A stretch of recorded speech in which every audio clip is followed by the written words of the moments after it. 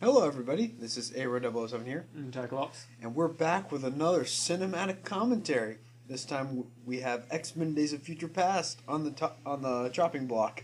Yes. So, for clarification, the commentary will not be cinematic. We're sorry about that. Yes, we don't have the film uploaded illegally for you to watch. Go to some other website to find that. This is a YouTube video.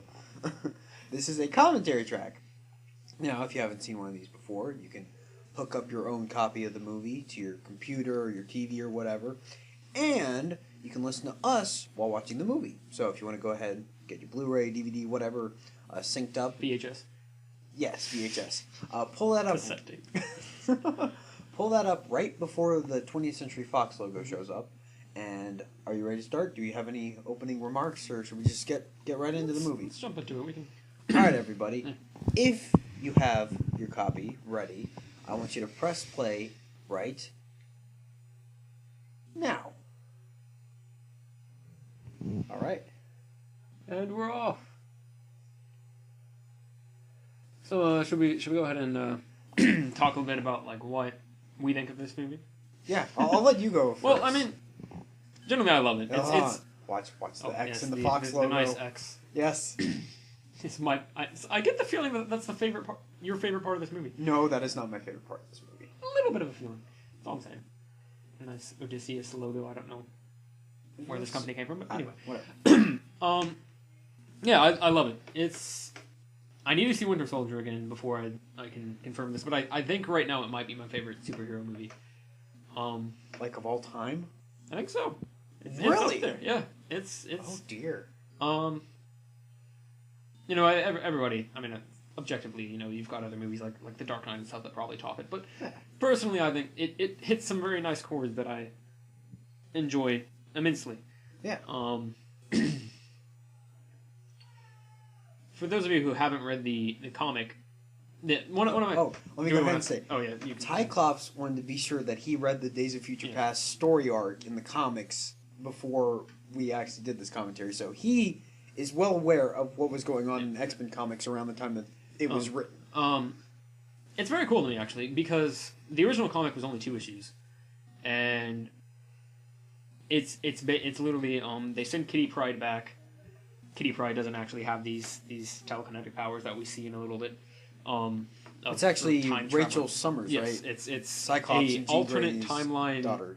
Yes, daughter of Cyclops and Jean Grey. Yeah, and basically they send her back, and she prevents Mystique from assassinating Senator Kelly, actually from X-Men 1, right? And X-Men 2. Oh yeah. Well, it's technically Mystique in X-Men 2, but whatever. And they stop her. She has this new Brotherhood of Mutants that they stop, and that's the end of that. And like it's a much shorter storyline. So it really fascinates me how much they expanded this.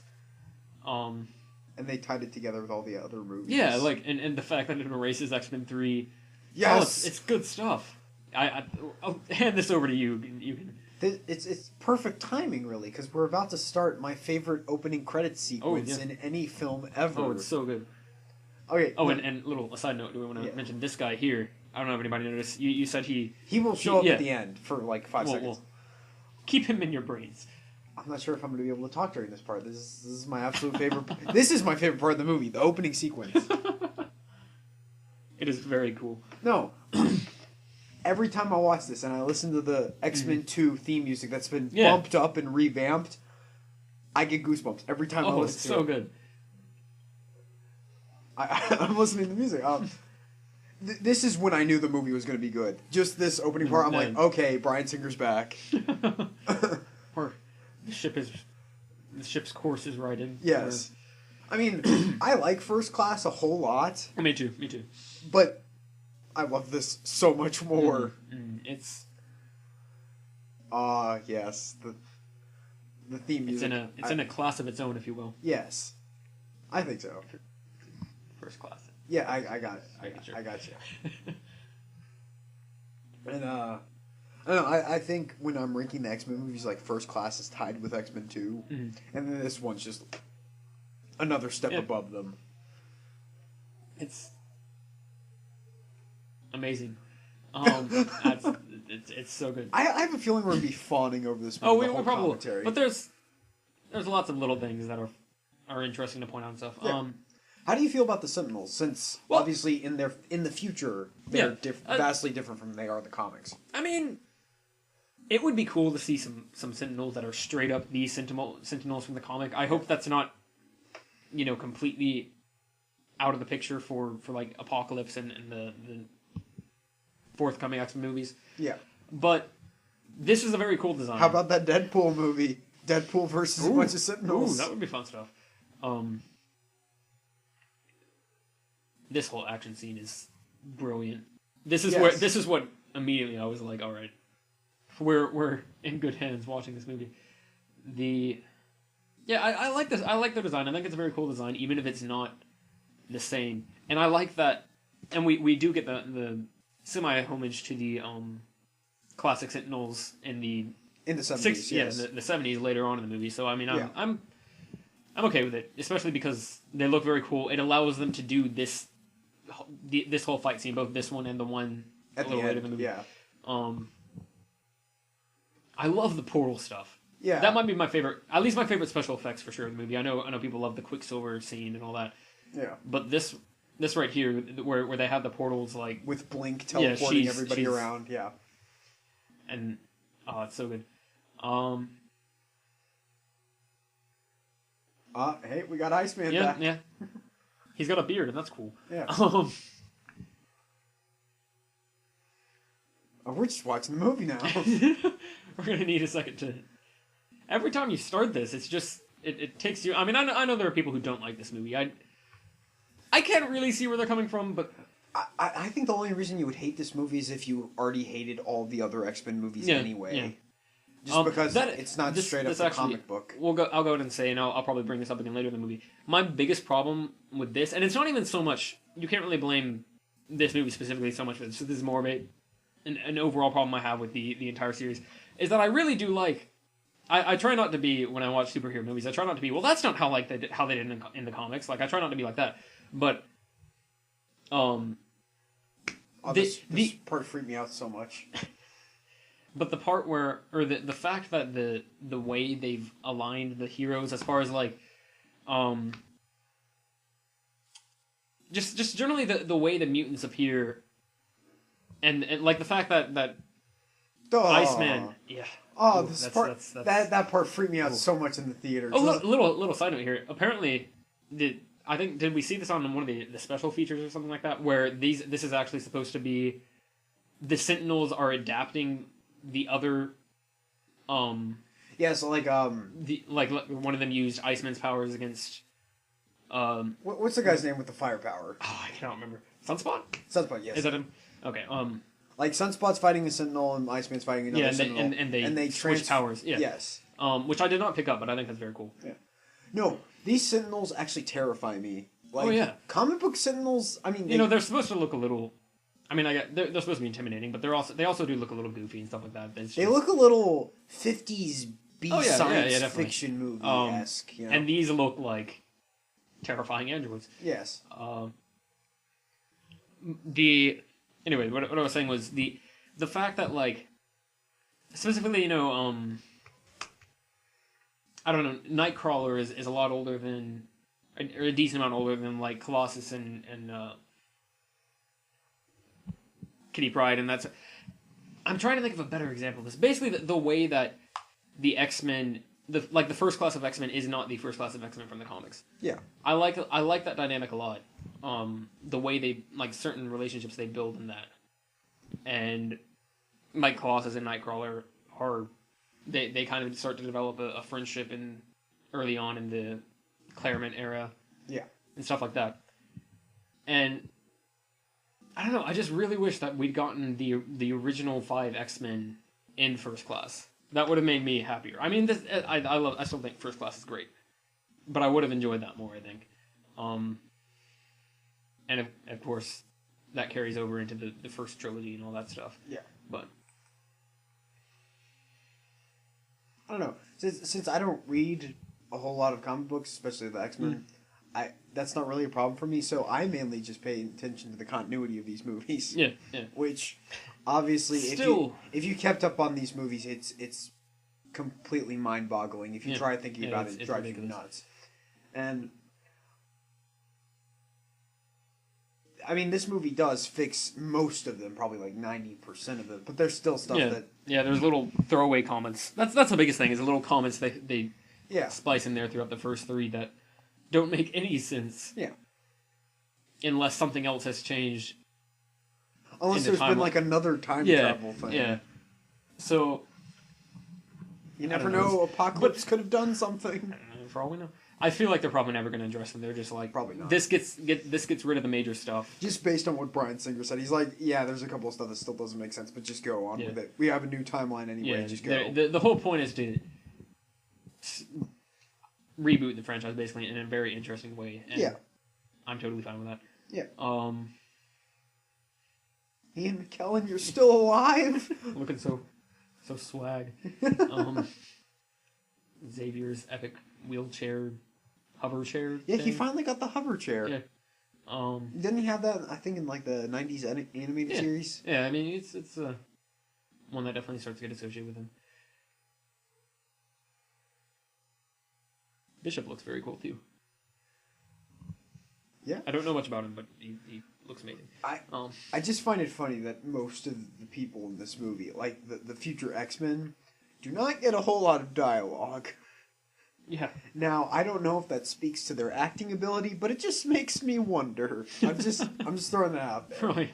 Cough, cough, Halle Berry. Yes. Well, not just her, but like Bishop, Sunspot, all of them. Yeah, no, I agree, but like I'm thinking specifically about like Daniel Cudmore, who plays Colossus. Like, I don't think they picked you for your acting ability. Let's just leave it at that. I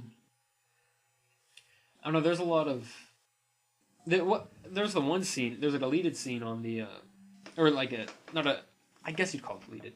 We watched this where on the DVD it has like one scene where. It might be this scene. It's an alternate version of this scene where they're all giving Wolverine bits of the exposition. Yeah, instead of like basically Xavier. And it's really badly done. Yeah, because it's like they switch off perfectly, and it's just very artificial and stuff like that. Yeah. So yeah, I'm. It feels like probably I don't know necessarily that I think that their acting was bad, but it feels like they probably had like they initially had scenes like that where they tried to develop or to give everybody a little word in there, and then it was like this isn't working. Yeah. So that's probably why we don't get much dialogue from these guys, but I'm fine with it. Yeah, there's. No, that's the I don't think it's an issue. That's the biggest thing I appreciate about this movie, because people were concerned like, we have so many characters, what are you going to do? Yeah. And this movie doesn't worry about that. It's like we give screen time to the characters that need screen time. Yeah. Especially the center, the Mystique being the center character, basically, like the one that the whole plot revolves around. I love the fact that they kept that from the comics. Like, they definitely could have tried to go a different way about the time travel thing and made it a little bit more about Magneto and Xavier, and it kind of is. Like, I mean, it's definitely about them, but yeah, I love the fact that Mystique is still like. I don't know if you could say she's the main character, but she is. She's the key. Yeah. She's the key piece of the plot. Yeah. Now, I guess we could just get Mystique working then.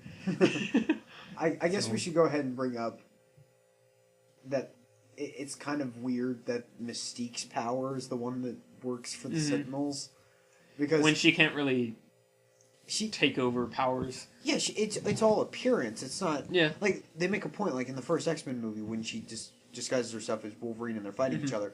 Wolverine cuts off her claws and she screams in pain. Yeah, because that's actually. But like, it would make a lot more sense if they were actually using like Rogue's power.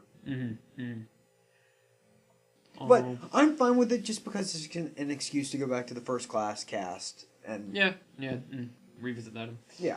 I'm willing to sacrifice a few logic points if the overall story and character stuff. Heck, you can write in your own little fan theory, headcanon stuff that maybe they do, because isn't Rogue in a camp right now? I think we'll probably have a reason to talk about this later, but it's... Yeah, I guess we'll figure that out when they release the extended cut of this movie. Yeah, but there's a didn't they just say that basically there's a deleted scene or deleted little side storyline where they go to save Rogue. They have to go get her, yeah. to we'll mention that when it comes up, but you could argue that maybe they got Rogue, they captured Rogue after like they used Mystique to kind of develop the part of the way and maybe pulled Rogue's genes.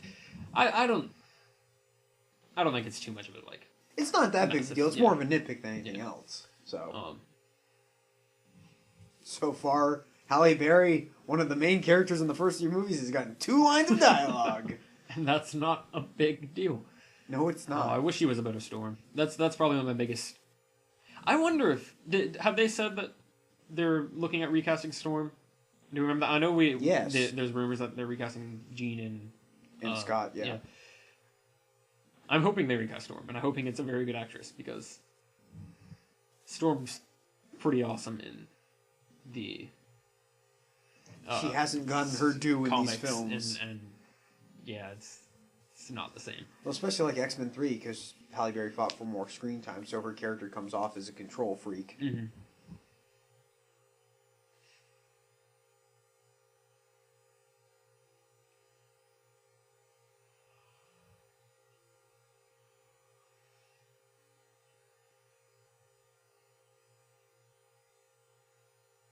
Okay, now what's he thinking there? Yeah, that's one of the things. I have to wonder if he's... Now, for those of you not watching, Magneto's like... older Magneto's telling Wolverine, you need to find me in the past as well, and we need to work together to find Mystique. I'm wondering if he's kind of trying to be like, if Magneto gets involved in this, like if the younger version of me gets involved in this, I can turn this situation to my advantage and kind of like, get a better advantage in whatever new timeline occurs. I have to wonder if even though he knows that he's... It does beg the question, does he have ulterior motives there? Yeah. Or... which I think is very cool. Or is he actually like, no, maybe I can actually, Yeah, he thinks that... maybe Wolverine can talk me into actually being not such an ass. You could also argue maybe he's thinking that she'll listen to him because he... But I think that, no, given the character of Magneto, I feel like you can definitely make the argument that he's kind of hoping to pull himself into this so that he can get a jump into this center of this new timeline and like what's happening, stuff like that. Yeah. And of course, here's the one of the bigger nitpicks for this is, how does Kitty Pryde develop these powers when they're not really anything like her previous powers? Yeah. No, my problem is it's not that she has new powers, it's that they don't even give a line of dialogue to address it. Like Wolverine's asking all these questions. Wouldn't he be like, wait, when did you get this power? Yeah. And be like, oh, I developed it. New mutation. I just got a new power. Yeah, that is... I mean, obviously they do that because they don't want to introduce a new character to have this power. Yeah. They want you to have a bit more sympathy with... And probably also to make Kitty Pryde still a central character of the storyline, even though she's not the one going back in time this time. Yeah. Which is how the comic storyline worked. But obviously, Kitty Pryde was not with them in 1970. So. Well, I think the best thing this movie does, well, not the best thing, but one of the best things is it makes Wolverine at the center of the story, but he is not the main character. No, not at all. he's like people, I mean, he's our... People always complain, they're like, oh, another Wolverine and his pals. That's no, movie. It's not an X-Men movie, but here he's the kind of vessel for the audience, because we saw the 1963 the state of the mutants. And, Hugh Jackman's magnificent buttocks, naked body. But yeah, he's the way the audience is supposed to adapt to the 10 years later thing. Yeah. Well, he's also, in terms of being like the audience, he's the one who's always asking questions. Yeah. Like, what does this mean? Like, what happened? He's the which you need for like a fish out of water type thing. Especially when it's, because I mean, even though we've seen this timeline before, it's been 10 years. 10 years. So I mean, so a lot's changed. Yeah, you need somebody to kind of figure out what's happening. Yeah. Okay, should we go ahead and have the debate as to whether or not X-Men Origins exists in this timeline? I hope it doesn't. Yeah, I mean, I hope it doesn't. like I can't even. I mean, obviously the Bone Claws are still there, but that's in other movies. That's not just in Origins. That's. But like, well, shouldn't he be like fighting in the wars with Victor Creed if we're in Origins territory? I don't think you have to necessarily make that argument. I mean, I guess what with the Vietnam War, I love the. Oh crap! They're bone. Yeah. But the. I guess the Vietnam War would be going on right now. Yeah, it is because Mystique goes. Oh to yeah, Saigon later. yeah. I don't know. I mean, does he have to? Do he and Victor Creed have to be in the entire war for its whole duration? No. I don't personally think that. Don't have that much of a problem aside from some very bad CGI with the first part of Origins, like just the intro where he's going. Yeah. Like it shows him as a kid. It really almost is like, can we just have the first 5 minutes of Origins and nothing else from that movie? Although they completely butchered his origin as a kid, where they just kind of like threw together these characters. Where like this person got stabbed and something, and you have no idea what's going on. Oh, just for comic book fanboys here, we have Chris Claremont and Lynn Wein in this scene, the Congress hearing with Oliver Trask. Yes. I guess we should talk about Peter Dinklage. Oh yeah, I love it. It's great. I don't think of him as a villain. No, I mean he's. Like, I actually think his motives are quite sound. I mean, you have the conversation. We'll highlight this in a little bit, where he says he doesn't like hate them. He's envious of them almost. Like he definitely doesn't. It's you can definitely tell that it's more because he wants to kind of corral mutants and experiment on them and and that's. I mean, I can't even like he's such a great actor, and the writing is so good to make him not feel like he's just this monster who's out to commit genocide. Yeah, it's great. Like, plus his whole motive is we finally have something that could unite all humans. We have a common threat. Yeah. I don't know. And I love the fact that I find that an interesting aspect not everybody likes to talk about. Mm-hmm. Well, not that they don't like to talk about it, it just doesn't come up in conversation. Because, I mean, one of the great things about this movie is that they're really... I guess you can argue Trask is the villain, but at the same time they're trying to make sure Trask is safe and that nobody hurts Trask. Yeah. And then, maybe Mystique is the villain, but she's doing what she's probably the character that I'm most... have a little bit of anger towards as you're watching it, because she kind of like starts to push away, like she doesn't listen to reason. But aside from that, I mean, she still thinks what she's doing is right. It's not. I guess it's not ridiculous that she doesn't believe that somebody came back in time to stop her from assassinating a guy who, from her point of view, hates mutants. Well, especially after she sees like all the dead. Oh mutants, especially her friends from the first movie that have been killed off. She's like, well. No, I have to kill him for all the things that he's done.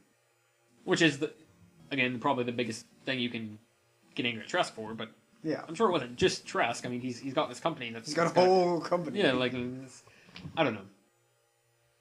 Oh, there's so many little X-Men cameos in this scene. Yeah. Does it bother you that Toad looks nothing like Toad from the first movie? A little bit. I don't know. I mean, his mutation could cause him to turn green in 30 years. And also make him look not much older. Yeah. I don't know.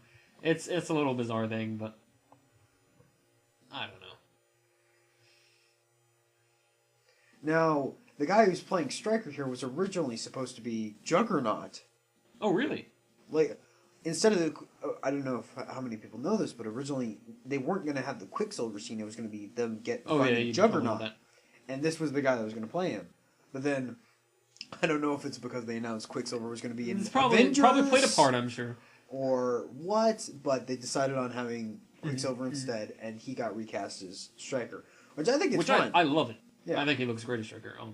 Like he just... He looks more like Brian Cox than Danny Houston did in X-Men Origins. Yeah, no, definitely. Another point for X-Men Origins being completely wiped from existence. Yeah. I mean, obviously, we'll discuss the finale of the movie and the final scene when we get there. But obviously, there's the timeline has changed, and this is before Wolverine Origins. Does it say in Wolverine Origins when the Weapon X he's supposed to be recruited into Team X and Weapon X and all that? Probably around the time of Vietnam War is ending. Okay, so here's the thing: they already screw up the timeline because the end of the movie is supposed to take place. Oh yeah, on 5 Mile Island, which was the late 70s, I believe. Mm-hmm. But they say specifically in X-Men 2, hey, it's been 15 years since you last saw Stryker. So that means the first couple of X-Men movies take place in like 95, which doesn't make any sense. Yeah. X-Men Origins doesn't exist. Didn't happen. Obviously, it does not exist at this point because they changed the timeline. It could exist, but we can make it better this time. Yeah. And not have... Especially based on the ending of this one. Yeah. Which makes me happy. Yeah. Which makes me happy that we don't have to acknowledge that anymore. Yeah.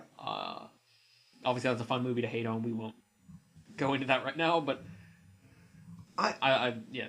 X-Men Origins I almost find to be a guilty pleasure. Like, I can enjoy it while I watch it.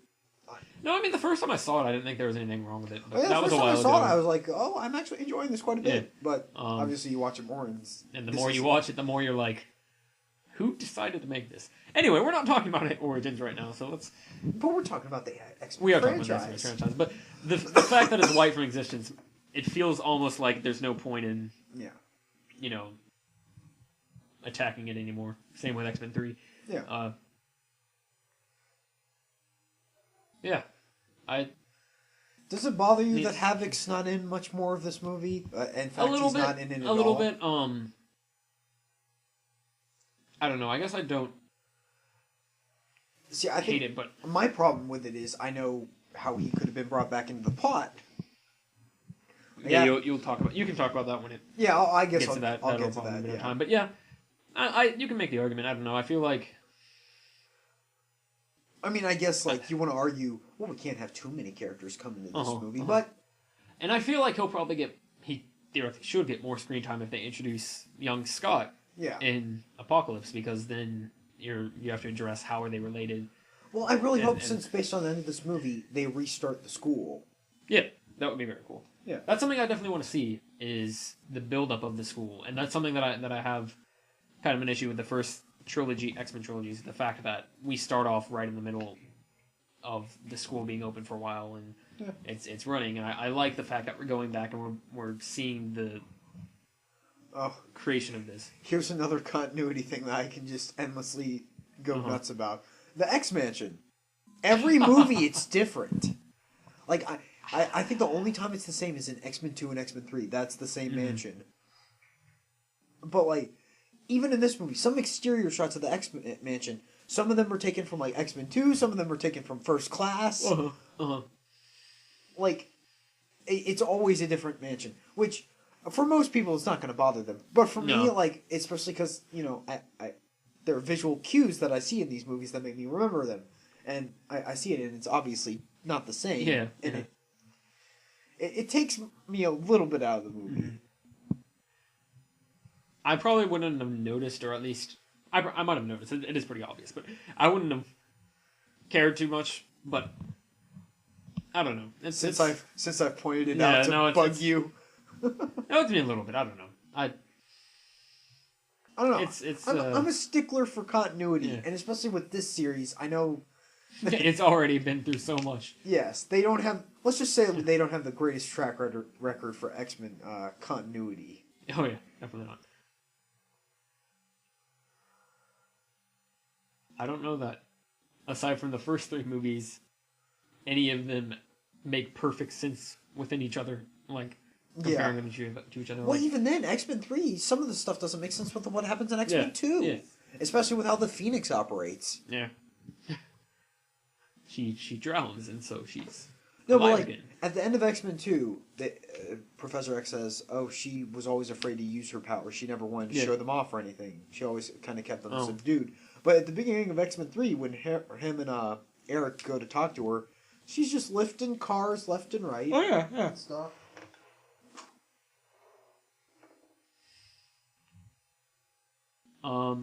Yeah, it's. I don't know.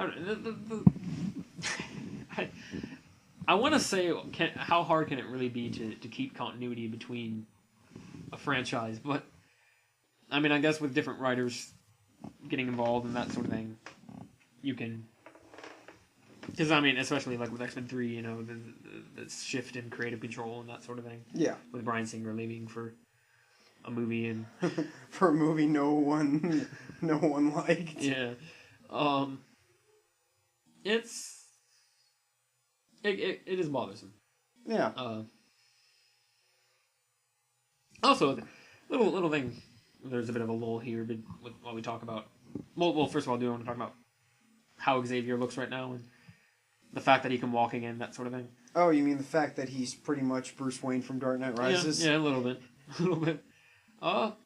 It bothers me a little bit that they just have the serum that lets him walk. I'm fine with it just because it's been a decade since then. I guess. I don't know. It's Hank's had plenty of time that's to true. develop He's supposed to be very smart, I guess. But, yes. I love his little transformation there. Yeah. Looks pretty nice.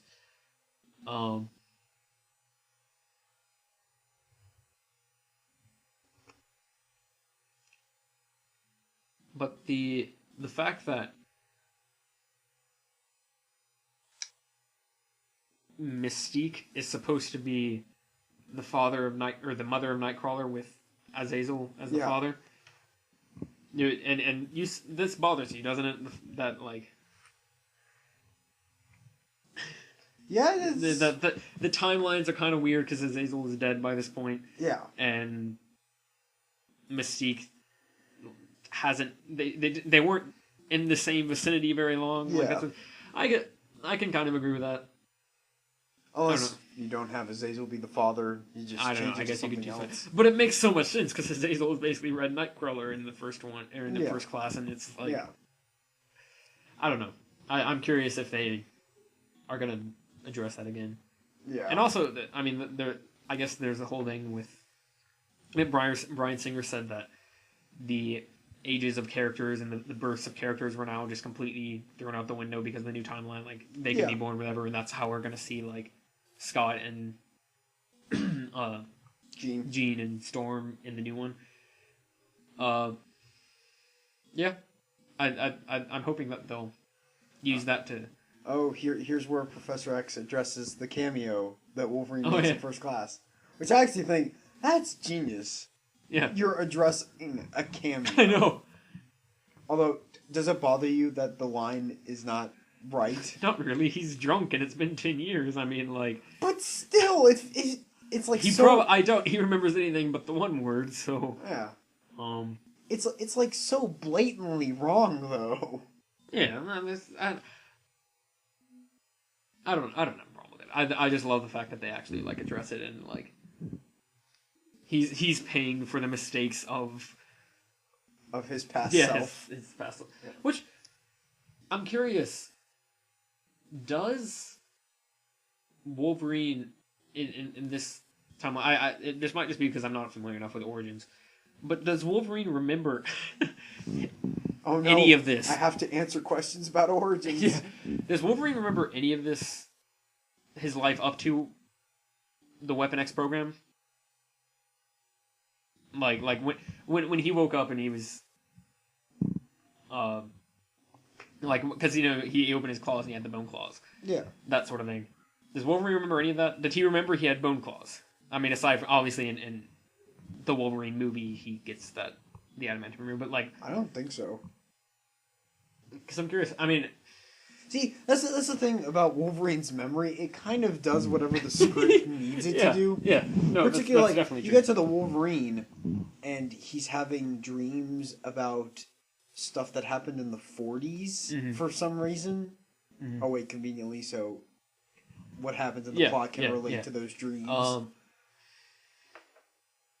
Because, I mean, that's just a little interesting thing. Like, was he shocked by the bone claws because he actually, like, forgot when he got the adamantium, or was he shocked just because he's like, oh crap, I'm used to adamantium? Although, in Wolverine, he loses the adamantium, and they just kind of are like, that didn't happen. Yeah. I guess you can argue that Magneto could have done something, but... Or you can just argue that Wolverine happened except for the very end. I don't know. Wolverine seemed Good luck editing that movie. Yeah. Wolverine seemed a little forgettable to me, but it wasn't bad necessarily. I thought it was solid. Yeah. By itself, it was solid. Mm-hmm. Obviously, this movie's far superior. Yeah.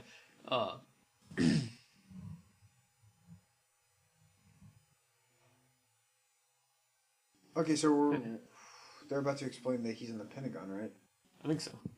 Does it bother you that they don't explain to Wolverine in the future scenes, like, hey, he's in the Pentagon at this moment? Yeah. That's a few things that bother me about this. Is the fact that things that wouldn't have changed, or that shouldn't have changed had Wolverine not showed up. Yeah. Like this. Why is he out of the Pentagon by X-Men 1? Yeah. How did Magneto get out of the Pentagon in the first place? I mean, for good behavior, maybe? Is that what they do with people trapped in the I guess, the most guarded jail cell on the planet? Can you get out of that by being nice to the guards? Especially after seemingly killing the president? Yeah. I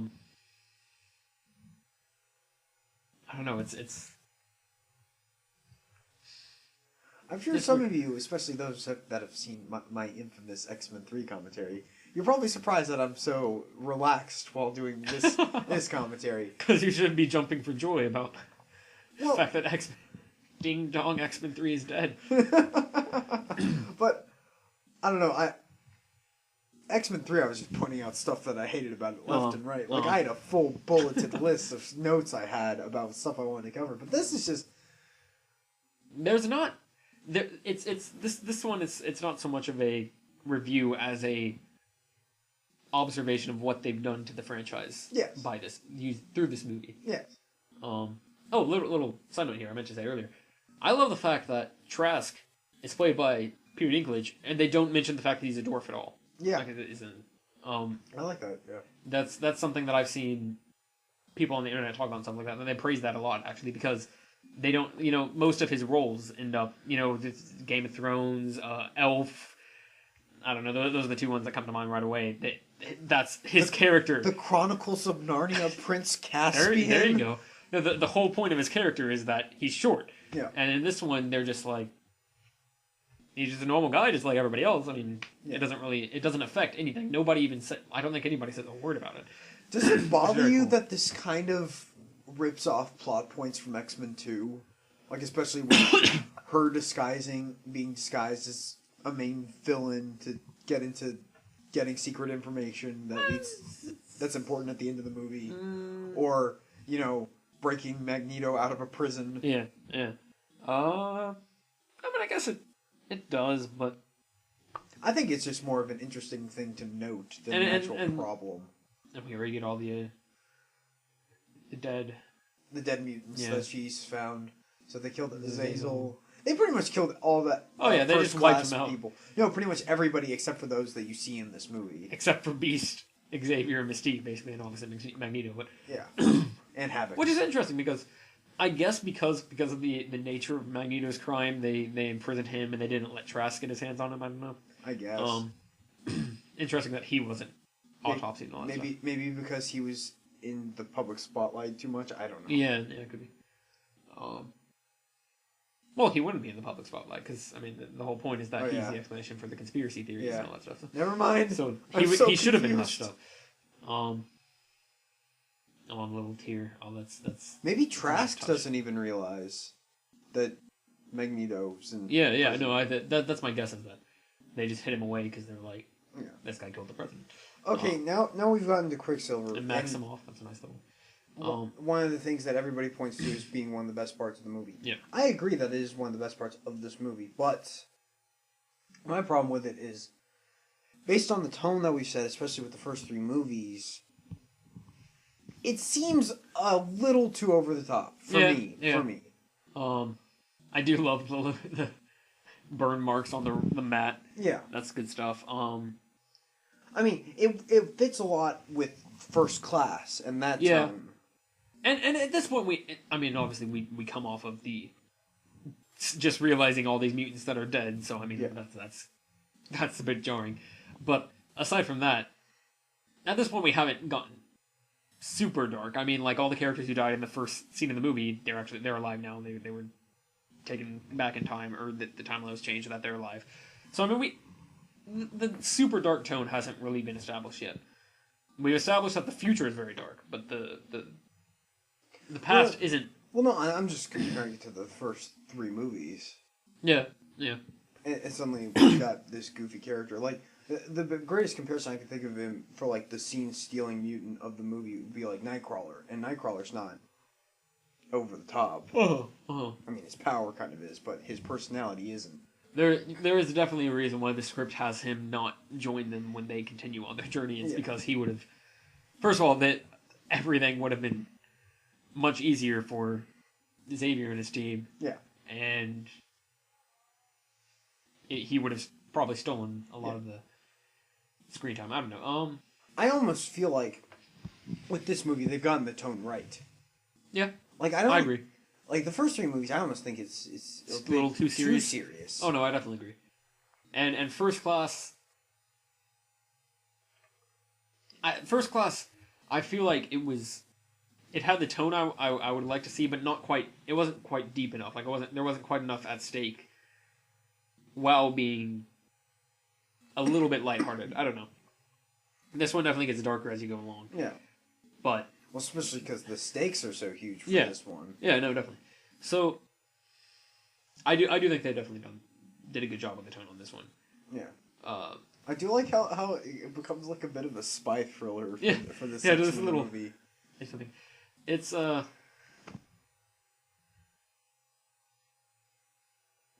it does raise the question: when did they put this cell in the Pentagon? Have they just been waiting for somebody to kill the president, or was it built in after? Did they say that it was designed? They said it was designed during World War II or something like that. They did have a line about that. Wonder if we'll get any background on that.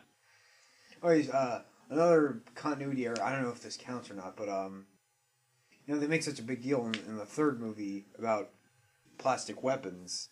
And Magneto goes, "Plastic, they've learned."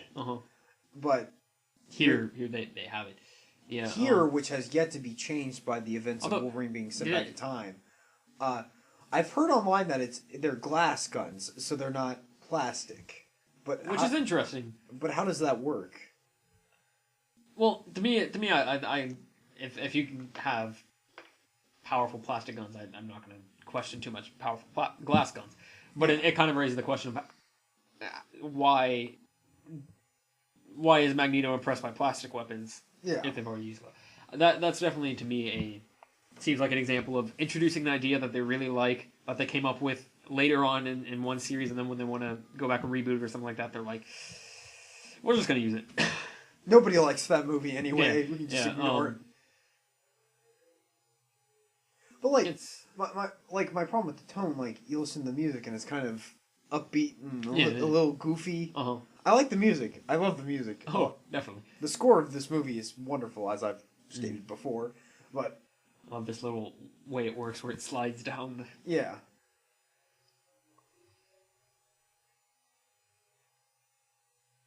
That is a crappy little dinner right there. There's the question, the other big question of this is, if Magneto's been stuck in the Pentagon for some undisclosed amount of time in the original X-Men trilogy timeline, why does he seem to be much more powerful in this one? And even in First Class, he seems much stronger than that Magneto. Like our friend was pointing out when we went to go see this. She was like, okay, so he was having enough problems lifting up a submarine, and he had to concentrate fully to lift that up. But he's had 10 years in prison, and he hasn't been able to use his powers at all. And suddenly he can lift up an entire baseball stadium. And we never see him doing. Do we ever see him doing anything close to that magnitude? I mean, I guess the San Francisco Bridge One of the dumbest things Yeah. ever. The physics of that do not make any sense. No, not at all. But I mean, yes, he can lift up the bridge, sure, but when he sets it down, it should all collapse. I don't know. I guess that I don't know. is equivalent power. I have said my piece on X-Men 3. Yeah. But either way, not even looking at the original trilogy, just that, and the fact that he has definitely seems to have gained power with his, stadium lifting at the end of the movie. Yeah. And that sort of thing. Like, that's... I mean, maybe you can argue that he was meditating. I don't know. It's a little bizarre. Yeah. And I love the little... Oh, no, this isn't quite there, but... Oh, the little quip throwaway about how Magneto is his... Quicksilver's such a great comedic relief in this movie. Yes. That's almost my problem. Like, his character is pretty much strictly comic relief. Oh yeah, definitely. There's nothing serious about his character. I mean, in the first 3 movies, do we ever have a character who's strictly comic relief? I guess you could count Juggernaut. His first line, other than Juggernaut, is, "You gonna let me out of here? I need to pee." Which is the dumbest, attempt at a joke I've seen in a while. But...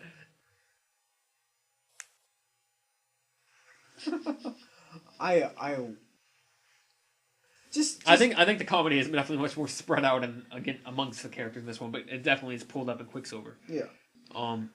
But acting, seeing the acting between Hugh Jackman, Fassbender, and McAvoy is just wonderful. It's so great. They all shine at different points in this movie. Yeah. That's the best thing about this movie. Everybody gets their moment to shine. Nobody overshadows. Even Jennifer Lawrence too. She gets her piece in a few places. Yeah. She gets her bits of acting. She gets her bits of action. Peter Dinklage too. Yeah. It's all. It's a great cast. It's well balanced. Yeah. And I think well paced. Definitely.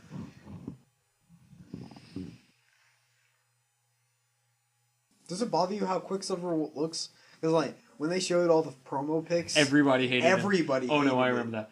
It's funny that they played him off because I remember seeing the promo pics and it looked like he was in the future. Yeah. So everybody was like, "Why the crap? That's ridiculous." What? But now that he's in the 70s, I kind of love it. The fact that he looks like that because he's. It's almost a Back to the Future-ish, Marty McFly sort of look going on. I agree.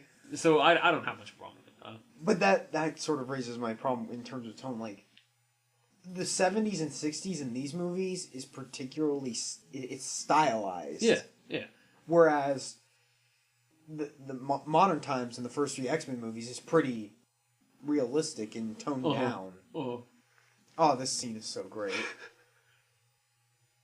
Wherever he's... For those of you... not following along at home. This is the infamous kitchen scene. Quicksilver kitchen scene, yes. The special effects on this are great. Except now, whenever I think of this, I can only think of there's a deleted scene on the DVD where Mystique is actually meets with Xavier before they go on or before she goes to the airport. I think it's supposed to be meant to replace the scene where Xavier. It's before she goes to Washington. And so we were looking. A-Rod had already seen this, and he was looking for the scene to show us, and we looked at it for a good 20 minutes, and then we realized there was a scene labeled the kitchen scene, but that wasn't, and we assumed it was the Quicksilver scene, and then we realized, oh crap, that was the scene we were looking for half an hour. Yeah, I was looking under all the labels, and there was something like the making of the kitchen scene, and I assumed it was this scene, because obviously I assumed there was going to be a documentary, or a mini documentary or something talking about how they made this scene happen. But no. Are they even in a kitchen in that scene? I don't know. So, word to the wise, if you're looking for the special features, looking through the special features in the DVD, I think it mostly just bothers me because that's not under the deleted scenes category. Yeah, and it's definitely a deleted scene. It's or an alternate scene, whatever. Yeah, that's one of them. I think the main thing that bothers me about Quicksilver is the hair. Yeah, it's a little bizarre. Yeah. Because I mean, I know he's supposed to have silver hair, but it definitely looks like it's dyed or a wig or something like that. Whereas, I don't know. I like how they remembered to put Magneto's tattoo, or not his tattoo, but, you know, the numbers on his arm. Yeah. Oh, another thing. This is me being a nitpicking douchebag. But, okay, so, does Quicksilver, does he speed up the tape when he's running? Does he have it going at a higher speed? Because if he slows down time, then wouldn't the music that he's listening to be slower as well? That's just. I mean, it's obviously not a big thing. It's mostly for the audience's benefit. Yeah, it's to make it a funny scene. Yes. Yeah. I mean, that's something that you see in a lot, like where I don't know, random aside here to another movie we recently did a commentary on with Amazing Spider-Man 2. The scene where he's listening to, I think it's some. It's the Philip Phillips song. Yeah, it's some Philip Phillips song, and it kind of he starts off listening to it, and it kind of blends into the just background music of the scene. Yeah, it's supposed to be more like that. I think. I don't think it's supposed to be so much. Yeah. Maybe he just likes listening to music that's really, really, really slow. I don't know. Or maybe it's the fact that he is physically interacting with it. It's working at his speed. I don't know. But here we get this is the best bit of acting I think of the whole movie. Oh, definitely. And Magneto just starts listing off everybody who's died. Oh yeah, Emma Frost is dead. Yeah. That's Banshee and Emma Frost are the ones that upset me most. Angel is it's not the real or the first Angel, and she's a new character, and so I mean obviously it's supposed to be upsetting. It is upsetting, but it's not that big of an impact. And same with Azazel, who seemed like the most evil out of all of his little band, but Emma Frost and Banshee just get killed off, and they're like staples, and it's like, well. And I love the whole thing about how in this scene. Magneto's like denting the plane with just like I guess magnetic waves flying out of him or something like that, and he repairs it afterwards. Great acting. Yeah. This is what we meant when we said everybody gets a chance to shine in this movie. And Wolverine's response to him is just great.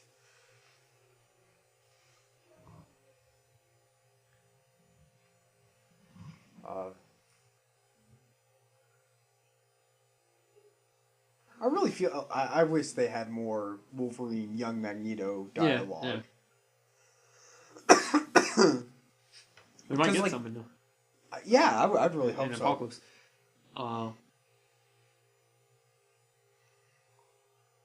We get a cool little scene here with the... Yeah, because this is supposed to be like kind of a celebration that like the U.S. U.S. is treating, so just that places the movie better. But I like this little scene where Mystique seduces this guy. Yeah. Mystique knows a lot of different languages. I mean, I guess it's easy to, but when you can become whoever you want to and just kind of stay in a country for a little while, then I don't know. I wonder if she can, or we're supposed to think that she can like replicate that sort of thing. I have no idea. Just by. I mean, it's not a big deal. Yeah, but I just think it's because I mean she can replicate voices. Yeah. So.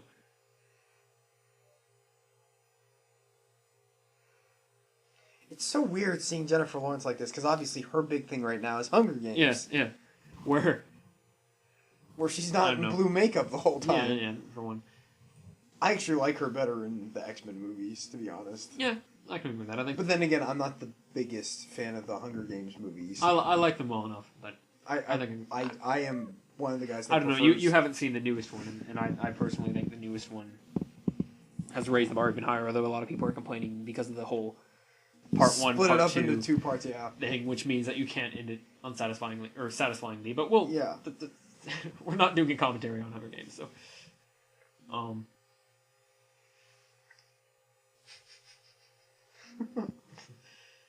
Vietnamese Okay. guy. Can we just call her on her BS? She is attractive in her blue makeup.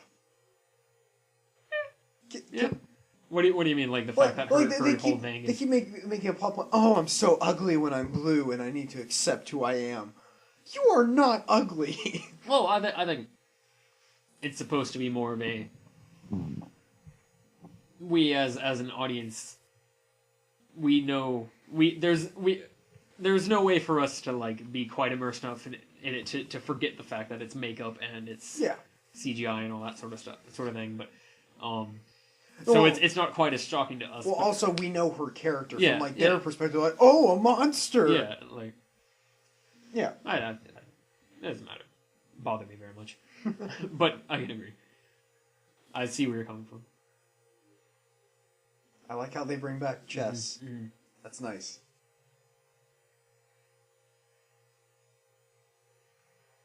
I think they make a little comment here about how Xavier tends to win. Don't they? Something along those lines because of this. No, I think it's about how Eric usually wins. I don't remember. We'll get that in a second. I don't remember. This is a great little scene of just kind of them attempting to be buddies. Well, that we learned the. Oh yeah, we learned that he didn't actually save the president because the president was a mutant. But that still doesn't make sense. What do you mean? So the bullet was going straight at JFK. We're assuming. Yeah. Magneto got the bullet to start curving, and then they stopped him, and then it. Well, I mean, the wind blew it back. No, I think it makes sense. It's people always freak out about, the whole which doesn't really even make sense when you look at the actual angle. Is the conspiracy theory doesn't really make sense. But the whole thing of there's no way that the bullet could have taken that trajectory. Yeah. And it's I think you can argue it's just kind of a thing where like he was trying to curve the bullet at the last second, but it was like he wasn't focused enough, or he didn't know exactly where it was, like it was too late or something like that. Okay. So I think you can argue that. It doesn't matter. I don't agree. Yeah.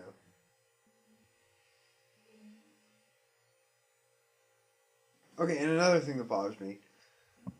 I know that this is just because they need to get Magneto into prison, but he only is able to be with whoever is with him at the end of First Class for like a year. Yeah, because the Cuban Missile Crisis was what in like '62. Yeah.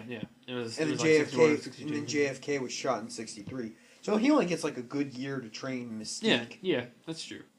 And then he's just in prison for a decade. The time there doesn't feel right to me. I can kind of agree, yeah. Like, it feels like he should have been, with them for like 5 years, and then, he's in prison for another 5 years. And again, you have to wonder if throughout this whole thing, Magneto is thinking through his own motives and like. I mean, he definitely seems to be very deceptive and manipulative. Comes across that way at the end of this movie. Yes. So you have to wonder what he's thinking at this time, like what his angle is to like what he's trying to do. Yeah. Some people complain. Well, I mean, some people actually complain that they're kind of sick of Magneto. Oh, he's the bad guy again. Yeah. I think he's never been cooler than in this. In I think like Fassbender is able to pull it off. Like, they say you can never have too much of a good thing. Yeah. Fassbender. I hope he plays a big part in the next movie too. Yeah. That doesn't bother me at all. I do like how they have the little the 70s cameras. They show that with the footage in the street or whatever. I think that's just kind of creative. Yeah, no, I like that a lot. It reminds you what time period you're in. Mm-hmm. Now, this was an interesting thing I didn't really consider. I didn't really think about very much. Trask is actually doing deals with, like, the Vietnamese and stuff like that. Yeah. I guess that's never really sunk in for me either, but yeah, he's... Well, it's because they shortened the scene at the end. Well, I guess they completely took out the scene at the end where they the government figures out that Trask was doing that. So Nixon has him arrested. But we see they show like a newspaper and it's like an article off to the side that's that he was. I think they say like he was selling war information or something like that. I like his little contraption he's got going on there with the or his like, little mini projector thing. Yeah, that's a nice little thing that tells you that this universe is a little more high tech than ours, but still keeps things in the same time period. It's still clear that it's the 70s. Yeah.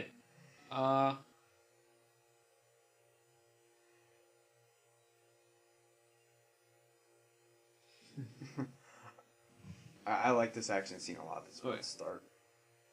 This is one of, I think, is a fair complaint about the pacing of the movie is the fact that this feels like a climax.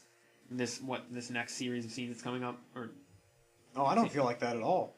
I mean, maybe not a climax, but it's intense that it almost leaves you feeling exhausted. Oh, I don't get that feeling at all. Personally, I can agree with that. I've seen people complain about that, but I don't. It's not like a bad thing necessarily. It's just kind of like it definitely feels like it takes the gas off for a little bit, or steps off the pedal for a little bit for the next half an hour or so after this. I guess I can understand that. Because this is a very intense.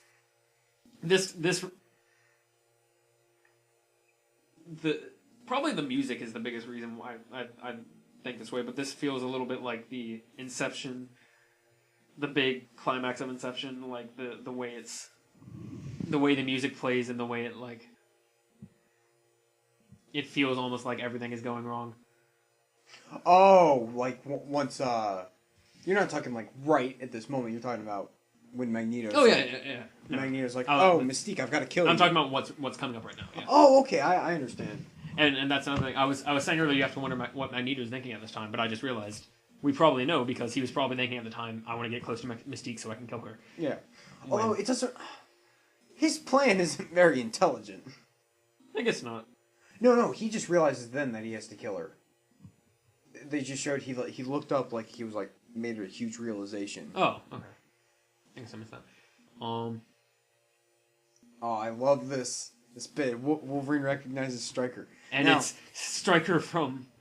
But a couple of those shots that they show of the little Weapon X stuff, some of that was X-Men Origins. Mm-hmm. But Stryker, is X-Men too. Yes, which is nice. And that makes a lot more sense because that Stryker looks old, and then you can buy it. 15 years before. Like when plus the younger Stryker actually kind of looks like him. Yeah. Now we can just have it where Weapon X happens a lot earlier. This right here is what I'm talking about. Where this series of scenes right here.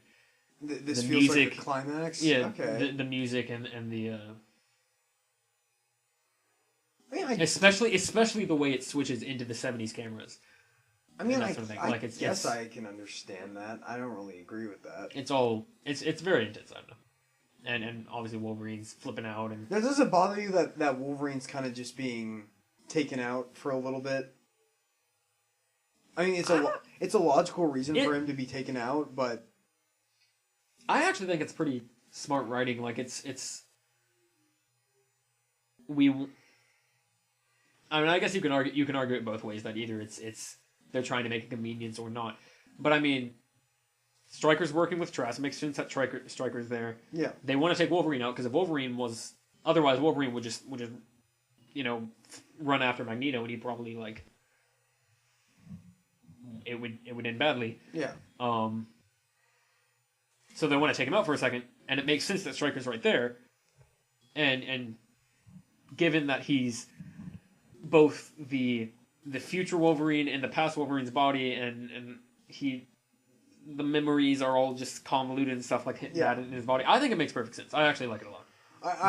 I was so afraid when they did that, and he's like, "Who are you?" That it was gonna stick. Yes, I was so afraid. That's another thing that I like is that they don't add a new plot point by it. They just do it as a way to make this scene more believable. Yeah.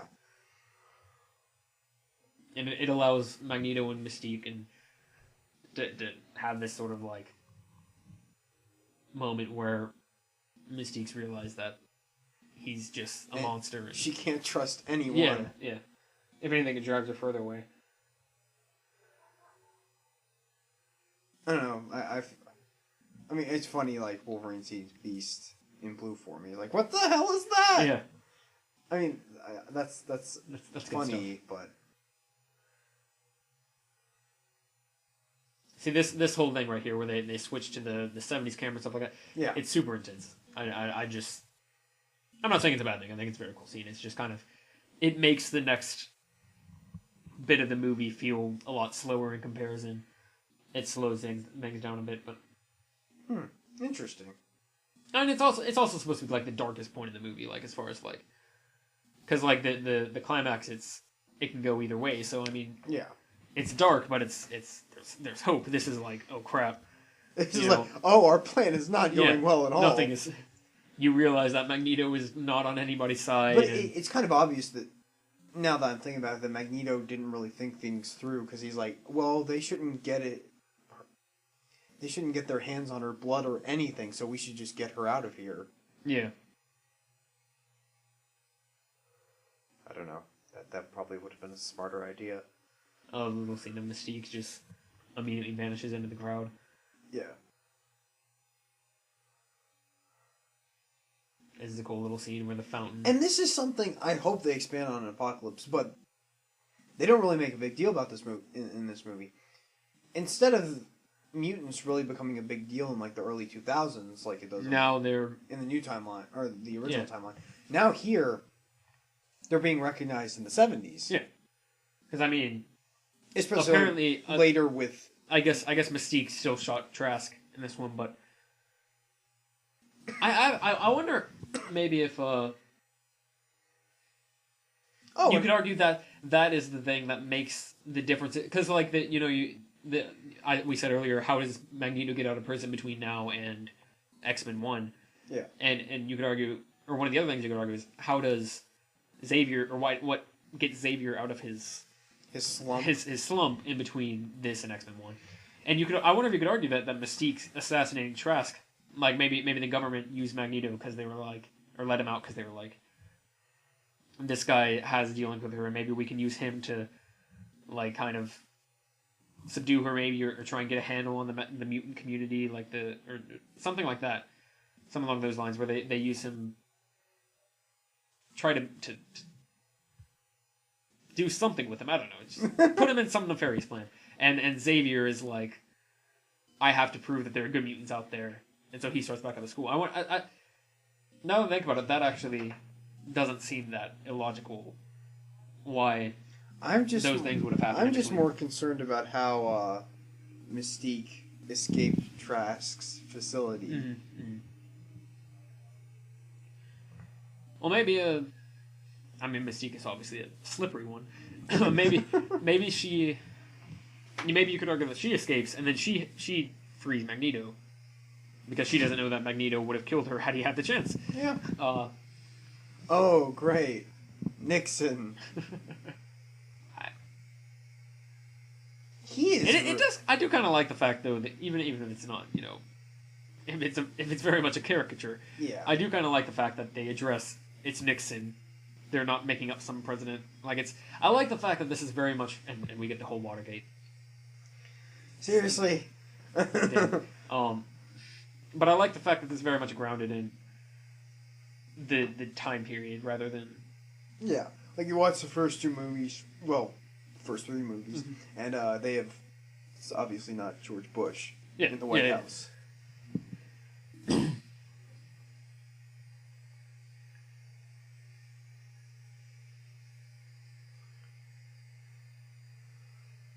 More great acting from...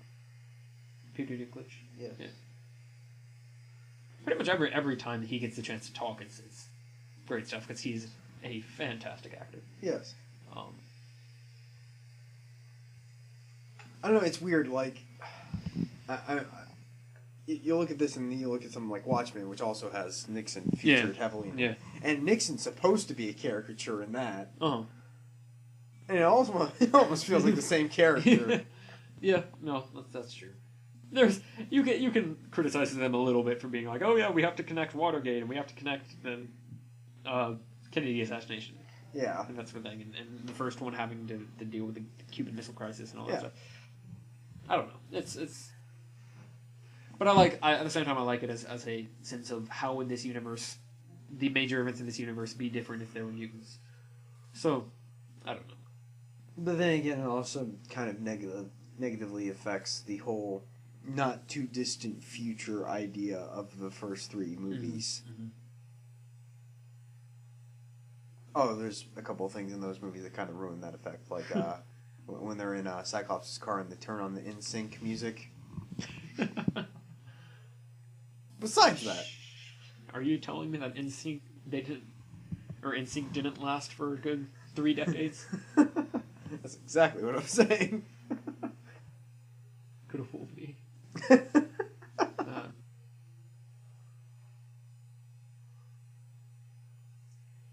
Get a dark little scene here where she's like insulting and talking about how disgusting Mystique is, and then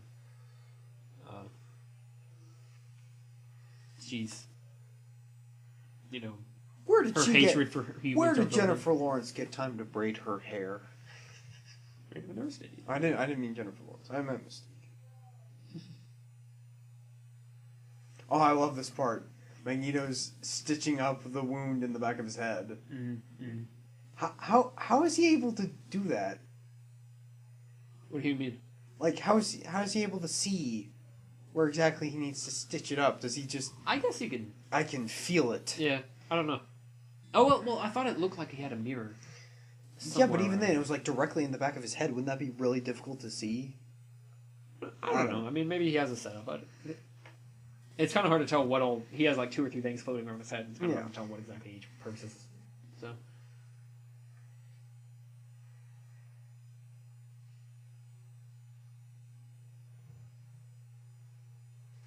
Yeah, this whole scene where Mystique and Magneto are talking to each other, this kind of goes along with my complaint that they spend so little time together apparently, and then he just goes away to prison.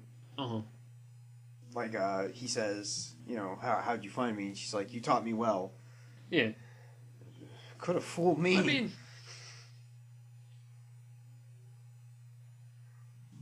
I feel like... I can buy it, I guess. A full year of them going around doing whatever evil mutants do. I can see how she'd have picked up a lot, and the fact that assumedly she.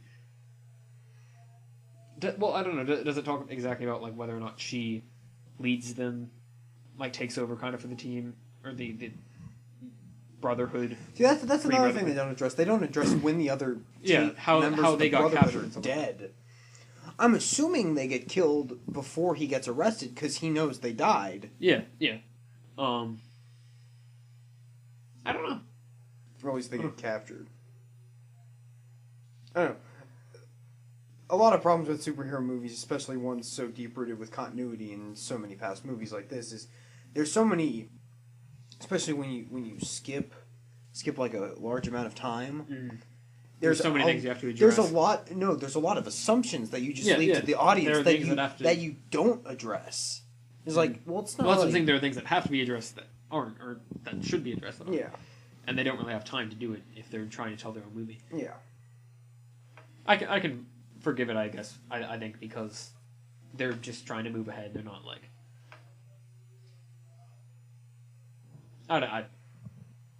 It is a problem, but it's not. It's not. It doesn't hinder the movie. No. Again, it's a continuity error between movies. It's not. This whole shot. It's from First Class. It's the First Class expansion. Okay, I guess I'll go ahead and talk about this. This is what I addressed earlier about Havoc. I would have had him come back right at this point. Uh-huh. And I would have had him be with the X-Men for the rest of the movie. Yeah. Mostly to just give him more screen time, especially since he was an important character in the last movie, so he should be here. And then, but you can kind of argue, maybe he's done with dealing with mutants right now, just because.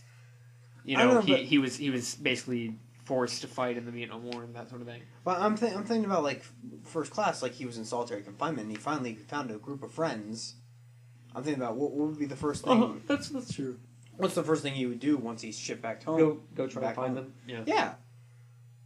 Like, I would have had him be waiting here at the mansion, be like, I was waiting for you guys. I just got back from the war. What's going on? Then, you could almost develop a relationship between him and Wolverine that would sort of make up for the lack of Cyclops in these movies. Especially seeing as we probably won't have much time to try and build that, given that Hugh Jackman probably won't be on for too many more movies. I mean, Yeah. He'll be on for Apocalypse and probably another solo Wolverine movie. After that, who knows? Yeah.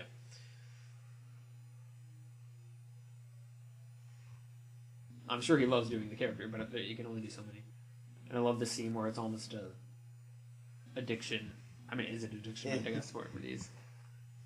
Well, dark for an X-Men movie, don't you think? So he has a heroin addiction, pretty much. Yeah, but well, if heroin gave you back the use of your legs, Yeah. so I guess I don't know, but He does it to numb his senses. That's yeah. It's a cool little concept that he has, thrown away his powers. He's done, and then like over time he. Does it bother you that they don't address Moira in this movie? Because I know she gets mind wiped at the end of the last movie, so obviously she's not going to remember if she were to show up in this movie. But I miss her character. I liked her a lot in X-Men First Class. I think there just wasn't really a place for her in this one. Yeah, I would think that she'll show back up again. I don't think so. Really? I mean, it'd be great if she did, but I just feel like they're going with so many other places with the X-Men franchise now. They don't have time for Moira. Yeah, maybe. But I mean, like, Xavier and Magneto are like the main characters of this new series going forward. So I don't know. I think she and at one point, Moira and Banshee have a relationship in the comics, and Banshee's dead. So I mean, who else is she gonna go for? And Banshee was also like 10 years younger than her in this Yeah, movie. In the previous movie. Originally, he's like the oldest. Yeah. The Claremont X-Men. Yeah. We get a great scene here with Trask talking about. Trask pretty much lays out his motivations. And they're not like. Yeah, here's the line. You really hate mutants. On the contrary, I rather admire them. Yeah.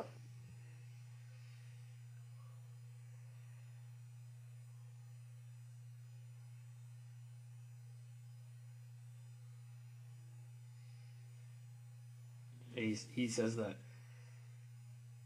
he thinks that studying and capturing mutants is the way to get mankind to survive longer and become more peaceful and that sort of thing. See how that turned out, but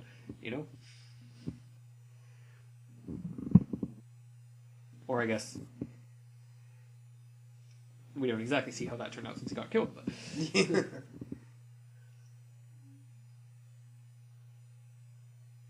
Wait, who got killed? Trask. Because I said when I said see how that turns out, I was talking about the future timeline, but Oh yeah. technically not dead. So Well, he's not dead anymore. Yeah.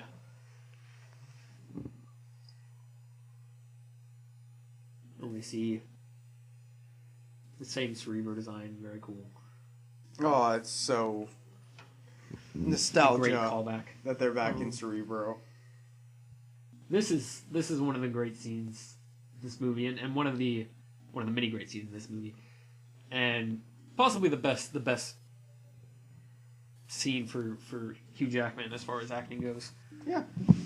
I don't think. Although at this point, I feel like Hugh Jackman doesn't really need to prove himself. No, definitely not. But we were talking about earlier, kind of how everybody gets a chance to shine in this movie, and that this is definitely his. In terms of acting. Mm. I do like, one of my main compliments to this movie is it's about the characters. It's not just, hey, we have a couple of ideas for the plot and stuff's going to happen. I'm looking at you, X-Men 3. I have to imagine that's exactly how they pitched that movie too. Okay, I have to imagine that's how they pitched a large majority of the movies. Alright, hey, what are we gonna do? Alright, we gotta wrap up that Dark Phoenix thing. Okay, we'll do that. But we really want this to be the end of the trilogy, so we're gonna have something else other than that. Hey, other than the biggest X-Men that storyline Joss of Whedon all guy time. that a lot of people seem to like did that thing in Astonishing X-Men where they did the Cure. Maybe we should do that too. Oh, that sounds like a good idea. Hey, who should we hire to direct? Oh.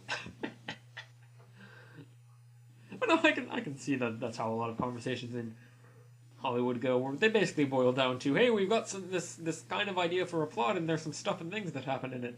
And, stuff and things happen. We'll see how they go from here. Yep.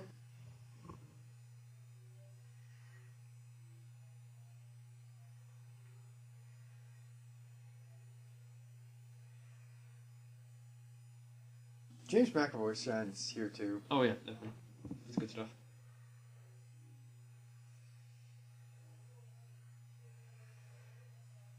Like another, I pointed out that there's still continuity errors that don't make any sense, and I'm sure some people are like, "Well, what are you talking about?"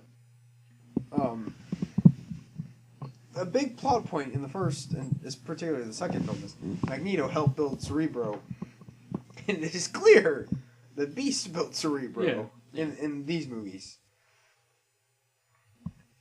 Basically anything in the first trilogy that Xavier and Magneto talk about them doing together past is wrong. Yeah. So,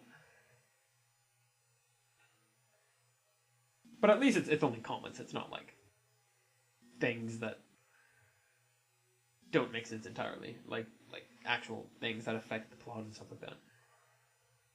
Still bothers me though. It does. Like I said, I'm a stickler for continuity.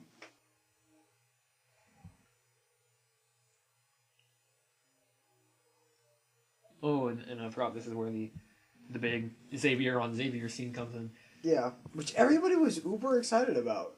And it's very cool. Yeah. I can't say that I blame them, I love how they show footage from all of the different X-Men movies. Yeah. Even X-Men 3. No. I know when I did the X-Men 3 commentary, I'm like, okay, when I think of, the X-Men movies, I just have First Class, X-Men 2. That's my little trilogy. Even though that doesn't really work as a trilogy. At all. What? But, I actually am glad that they include X-Men 3. Mm-hmm. Because important stuff does happen in that. I may not like that movie very much, but important stuff does happen. And, particularly stuff with Jean and everything. Mm-hmm. Mm-hmm.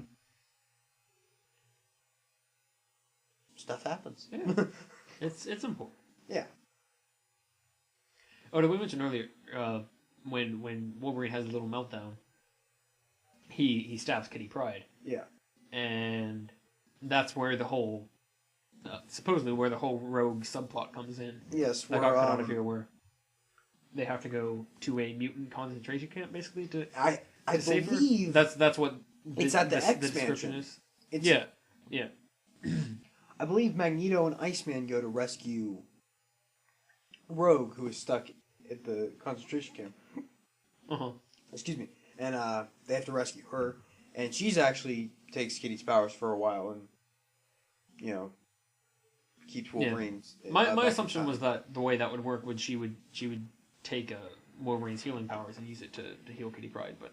Oh. Yeah, I guess that could work. I think somehow her powers would definitely help in this situation in some way. So it makes sense that's about, and that's one of the things that does bother me a bit, that she gets stabbed and it's just kind of like, yeah, she got better, but it's something they had to cut for time. It is of all the subplots. It probably screws up the pacing. Yeah, I can imagine. Okay, this line that older Charles says really bothers me. What? You're afraid and Cerebro knows it. What about it? What does that mean? This image of... Okay, Cerebro does not have a mind of its own. Do not go there. I just had this image of of Xavier talking to Cerebro, like, and gets up in the middle of the night and goes and, like, runs his hand over the console. Like, how are you doing today? No, it doesn't bother me too much, because, I mean, people say the same thing about, like, give personalities to, like, cars and stuff like that. Like, it's, you know, people sometimes say the same thing where it's like... But Professor X does not seem like that kind of person. Yeah. It's a little out of character, I think, if you interpret it that way, but... I don't know. It's weird. That really does feel like a line they would put in the trailer, but it's not even in the trailer. I think he has an alternate line in the trailer. Huh. Interesting. I do like how, you know, older Charles talks to younger Charles, and that's what gets him to... That's cool. You know, become Professor X again. Yeah. Rise, so to speak. Fascinating. The wheelchair rises. Okay, this part bothers me. This part bothers me too. I'll go ahead and rant a little bit. Well, first, let me go ahead and say this is one of the things that on my first view I did actually bother me was that right there. That he does a jump where he pulls himself to the train. Yeah. I don't quite buy that. I don't know. It's a little weird to me that he flies with the use of pulling himself to metal when it's always been shown that he moves metal, not he can move to the metal. I don't know. That's a little weird to me. And he does something similar, I think, when he lifts the stadium at the end of the movie. But that's a little thing that bothers me a little bit. I wouldn't worry too much about it. You can jump in here. Okay, so the previous thing we see him do is he's at the Trask. I guess the facility or whatever. By the way, the special effects here are the worst in the movie. I can agree with that, yeah. The color of the Sentinel just looks completely off. With all the metal infecting it. Yeah, the metal looks not real. Yeah, that's the best thing can be said for it. It's just, I don't know. It looks a little bit incomplete, for sure. It's probably the type of scene like, it feels like it needs one more rendering process and then it's good. Yeah. But what I was saying before, obviously we've moved on from that scene, but I'm going to keep talking about it. Yeah. Magneto, like, he just shows up on the side of the rail track. Yeah. Why did he not just jump on the train when it's first started? What did he just go to this random spot and just wait? It's not a big deal, but it just doesn't make any sense. I guess maybe you can argue that he thinks that if he got on the train at the place, then he would be seen, and he went to a place where he knew the train would have to pass. I don't know. It is a little weird. There's no particular reason for that having to be there, but I don't know. It's a place that makes me think about something that I don't need to be focusing on. That's true. On the subtitle there, we got a little kitty groaning thing. There's another little callback to the fact that we don't see. That's probably where we would have gotten a good bit of the Rogue, saving Rogue thing. That scene right there where we see that. And this scene, this is this is weird. This is the scene where she's at the airport talking to everybody, and talking to Charles specifically, and he's speaking through other people. And most of this dialogue is from the kitchen scene that we were talking about earlier, where she actually comes back to the X Mansion and is discussing the whole situation with them. But how would that? I'm just thinking about how they changed it. Yeah, because the whole point is that Charles is able to use Cerebro again, so he contacts her. Does he just say, "Come home"? Okay, and then that conversation happens? Maybe.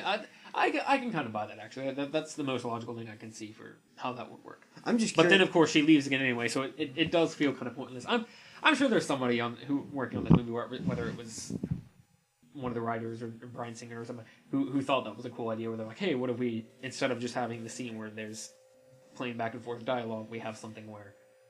Plus, I don't think Bryan Singer liked the way the other version of this scene played out anyway, which is weird because I actually like that scene a lot. It is nice, but this is a cool scene. No, I can't deny it. Because they cap off the end of that scene with Wolverine going, "You're trying to control her," and Professor X is like, "No, I'm just trying to keep her safe. She's finally home." And Wolverine goes, "You know, in my history, men trying to control women and never turns out well. And obviously he's referencing X-Men 3 because Professor X is trying to control Jean and everything, and that doesn't work out. Yeah. And I just thought that was great. Yeah. And I so wish they had kept that.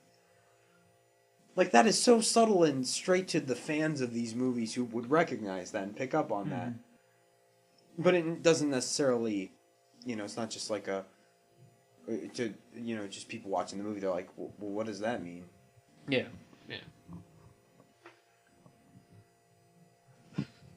Love this little... This is one of the last, good jokes before everything starts going to hell. His, we're traveling backwards in time. The fact that he's recording PBS. Yeah. All 3 channels and PBS.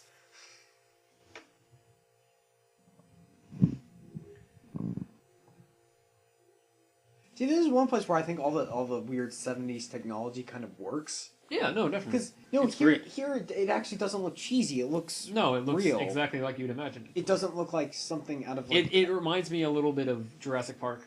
Oh, This movie, I really enjoy the way the technology doesn't look like pristine and shiny. It's a little bit dirty. It's definitely... That's one thing I don't like. Like the 70s Bond movies, James Bond movies, they have these clean environments where they have all the recording in the science. Yeah, here, he's got wires strung across the window. Yeah.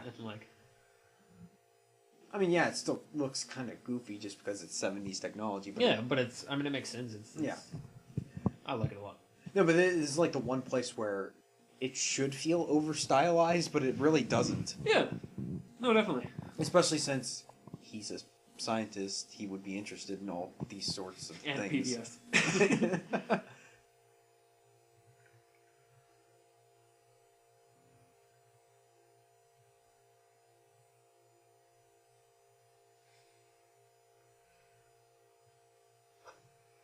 Yeah, because I think if I pointed out every time that McAvoy has a good acting scene, I think I'll just end up pointing out every time he shows up.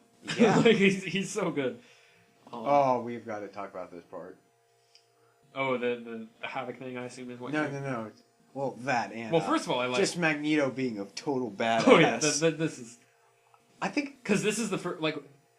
I think we kind of got this theme... And it's weird. In the train scene. Yeah. But right now, it's playing a little harder, and it's weird, because he's come back to the Pentagon. This just... that scene right there where he turns the corner, he's got the, fedora and the... It's the hat. The hat's what sells it. And the sunglasses, and he's just... The balls are spinning. Yeah. And he just... I guess... Does he murder them? Are they, I guess they're just knocked I suppose out. he doesn't really care. Yeah. It's like getting hit with a blunt force object. Okay, so obviously he's come back to get the helmet. Mm-hmm. And we see Angel's wings. Angel's wings, part of Havoc's uniform, and the coin that he used to kill Shaw.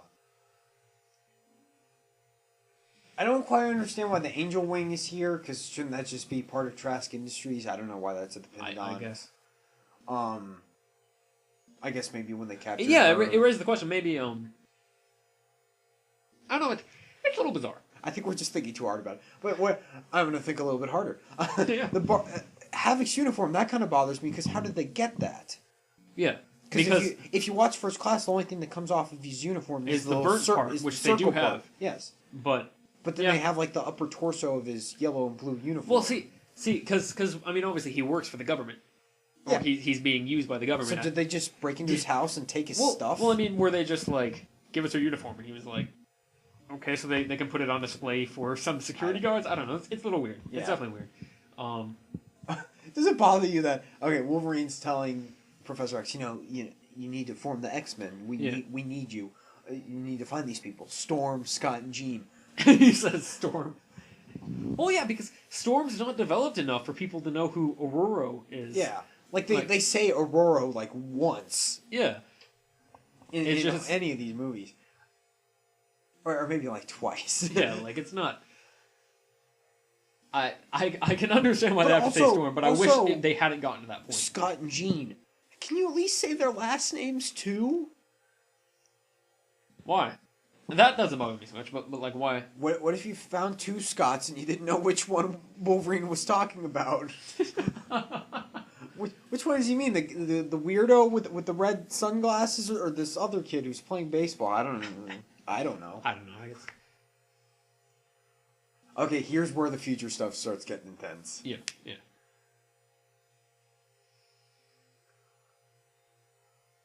I actually love the little effect that of Kitty with her hands cool. over Wolverine's head.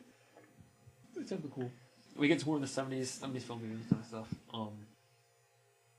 I love... Oh, this gag is great. Okay, I lied. Not the PBS thing. This is the last, big...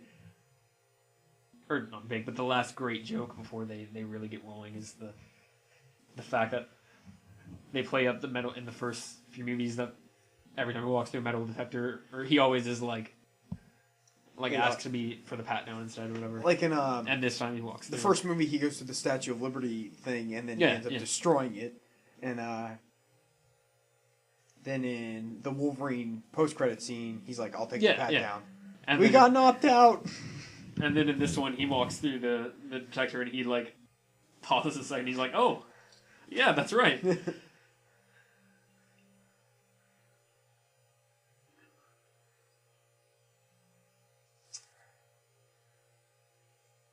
See, I think something... The more I watch this, the more I'm thinking something's off about the final part of this movie. Really? I love the final part.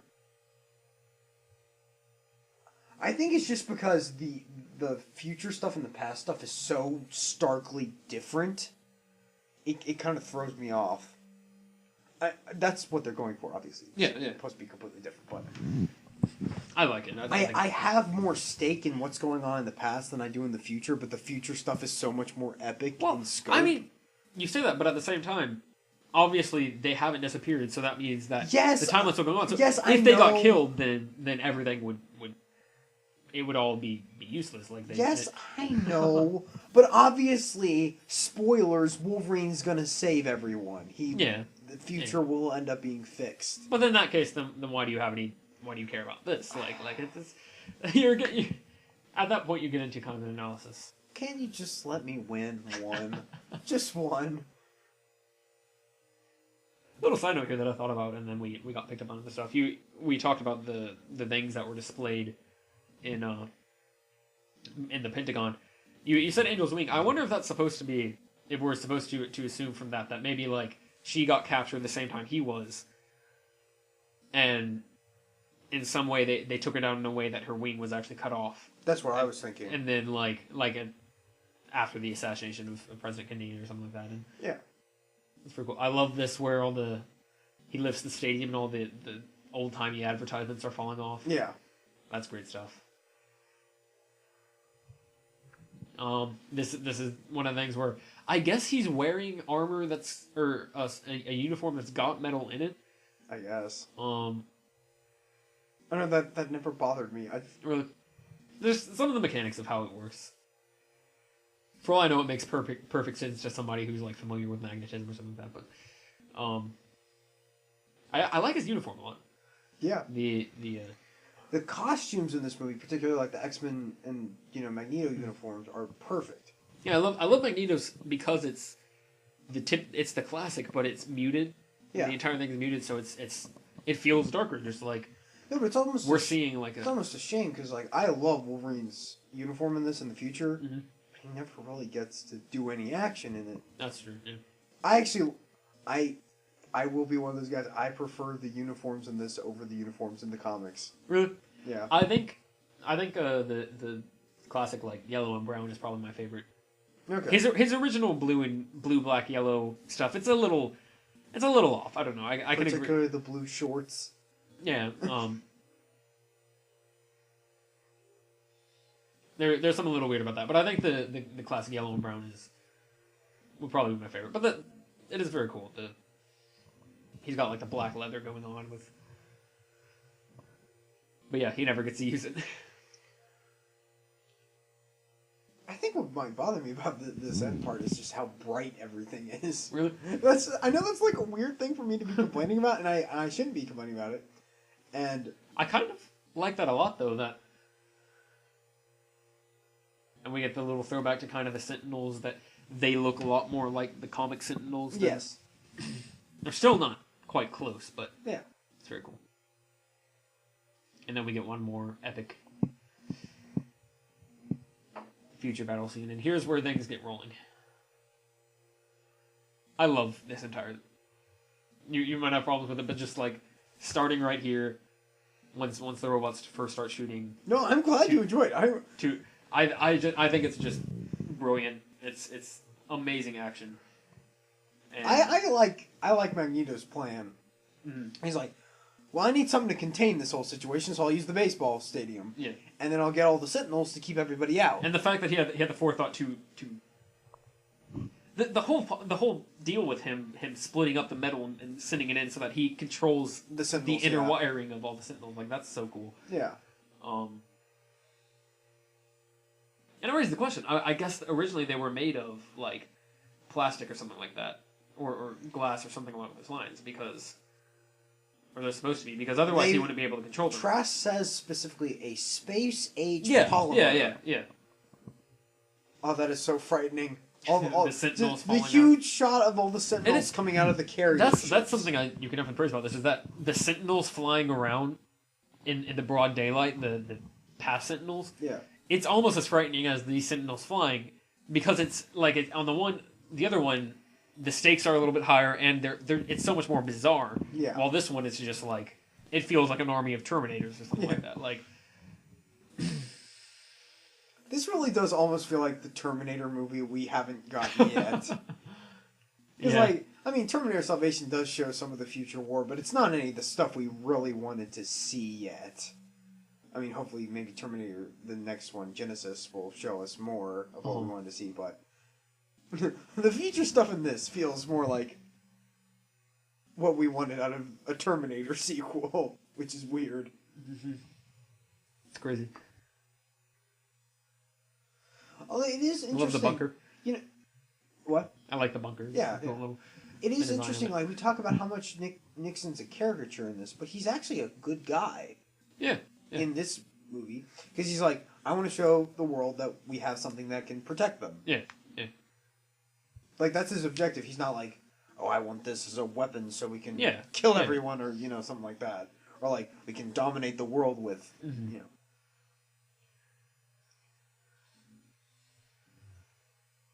Halle Berry's being used for action. Perfect. Yeah. No dialogue whatsoever. No, not at all. I love this scene where the plane's falling apart and they just...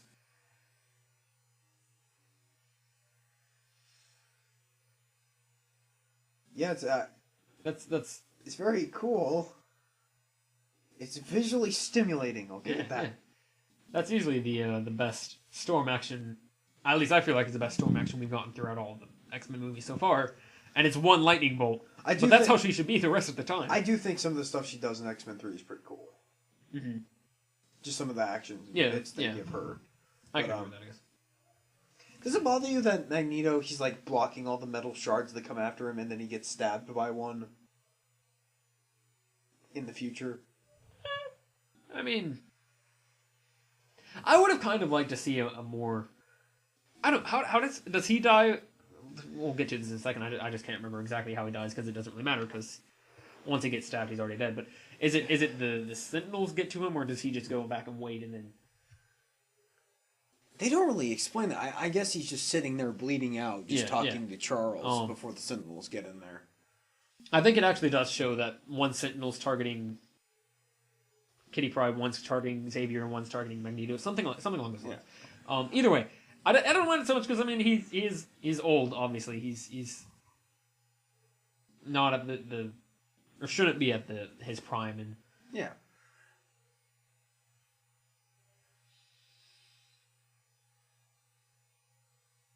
Does it bother you? I know you addressed this earlier about the middle feeling a bit too much like the climax. Mm-hmm. But when he does the Hans Zimmer blah, does that bother you? Not really, no. Actually, I think if anything aside from Inception deserves that, it would be movie. this. Yeah, I agree. And then we get such a cool that part kind of bothers me though. Why? Because they're not looking out to see if there's any Sentinels still out there. Yeah. I mean, I feel like it's probably a shot because they're like, it's just like they're too shocked and they kind of lose focus for a second because they're like, oh crap, he got stabbed. I'm just thinking like how you would film a horror movie. That's like how you would film like, oh my god, the killer's not actually dead. He just shows up and stabs someone. Yeah, I mean, I'm not saying it's bad. I'm just saying it's not very original. I can agree with that, I guess, but it doesn't really bother me. They're obviously like, oh no, they killed Halle Berry. What a shame. But they're obviously like, oh, we like look, I'm surprised. I can't believe this. We actually did it. We killed them all. Yeah. And then they let their guard down for a second. So they're like, oh, like they. Well, it does bother me because the one guy, I don't remember his name, but he can like sense when the Sentinels are near. Yeah, Warpath. Uh-huh. He senses when the Sentinels are near. This is such a cool shot. Oh god. Yeah. Again, see, this is portals, why the portal stuff is awesome. The coolest. Just action like. This is what I'm saying. Like, this movie. If you could somehow get like the mechanics of actually using these mutant powers working in a video game, it could totally make a whole game spanning across all the X-Men movies, and it would be great. Oh, I love this part. I remember the being in the trailer. Beast goes, "I know I probably shouldn't be asking this, but in the future, do I make it?" And Wolverine just goes, "No." I do like how they develop their friendship, especially considering what screen time we do get between Hugh Jackman and Kelsey Grammer in X-Men 3. I don't know. It feels logical. It's right. It's that feels the continuity between that feels right. Especially because like earlier he's like, "Listen, you and I are going to be good friends," and he punches him. You just don't know it yet. I think that's also something that bothers me. Wolverine's pretty much useless now. Yeah. Which is the point. Yeah. I get that, because it's not about him. Uh-huh. But he really is useless at this point. I mean, Beast isn't much better. Yeah. Like, it's a last stand that they're... A last stand. It's that they're very obviously losing. I can't believe you just did that. It wasn't on purpose, at first. I guess that's for the best.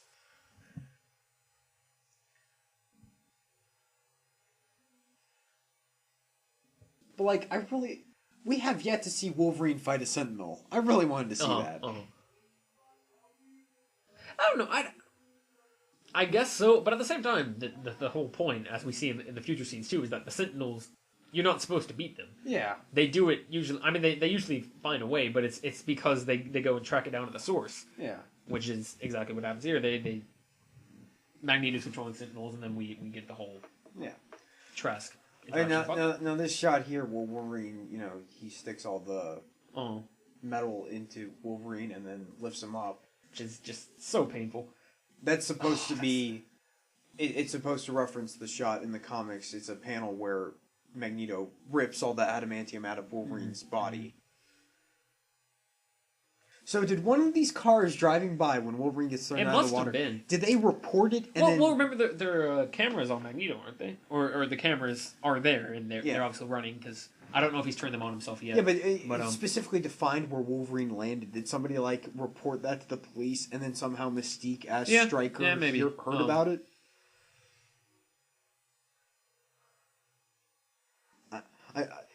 As cool as the ending is, it still does bother me. It's like how. I think you can argue when the car saw it because it's like, how did crap! Mystique, like what is that thing? Why did it just crash? Series of events led Mystique to both disguise herself as Stryker and find Wolverine? I'm hoping we'll get an explanation for that. We can hope in Apocalypse. I mean, because obviously they're going to have to address their whole storyline. With why is Mystique going after Wolverine and where is Stryker and like all that stuff. So.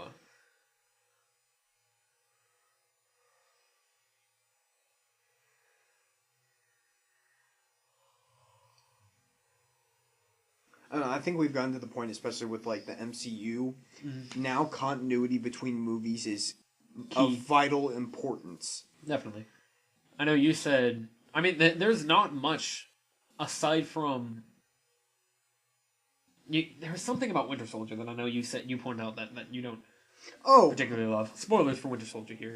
No, but the whole idea that Hydra's taken over, there's like a million places where it's like, well, Hydra should have taken out these people here, or... They should have figured out that Hydra was in control here, or, stuff like that. Yeah. I mean, I feel like that's not... as glaring as it could be. Yeah. But it is a little unsettling.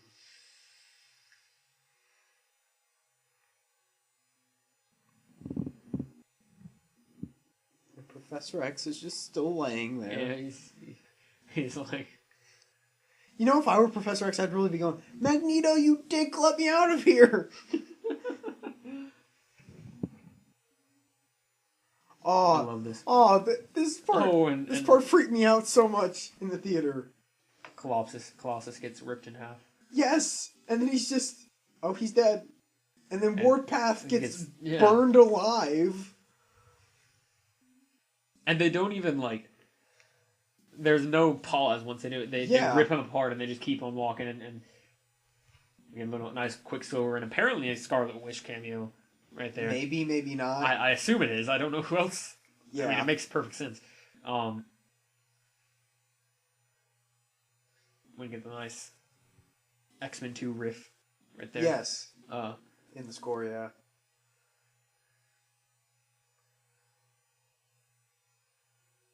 Warpath, you just don't stand a chance, buddy. I'm so sorry. Sunspot.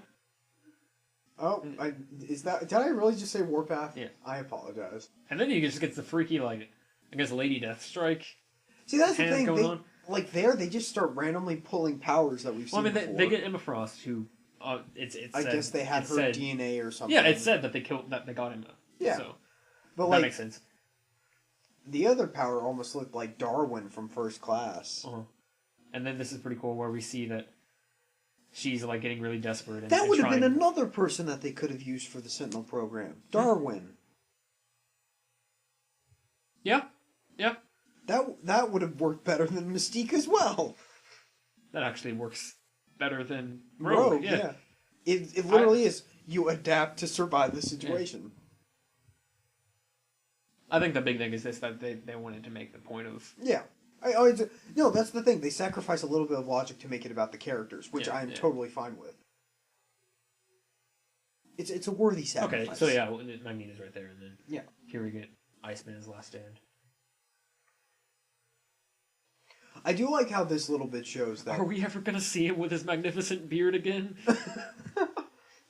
Heck, I don't even know if we'll ever see him again. They might... Everyone except for Beast has facial hair in this movie.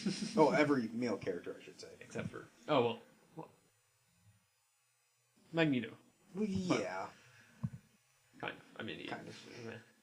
Yeah. I guess that whole point in the future was to show that Magneto can be redeemed. Yeah. Like, obviously throughout all the other movies he's been bad. Mm-hmm. Except for the dumb moment at the end of X-Men 3 where he's like, what have I done? That was a great little twist right there where Mystique walks out as the president. Nixon, yeah. Because I totally didn't, I was like, I wonder where this is going, and then it's like, oh, crap, it's Mystique. Well, they show the shot of the actual Nixon sitting in there, and he's like, what? Yeah. And I was totally confused. I was like, wait, what? Yeah. Oh!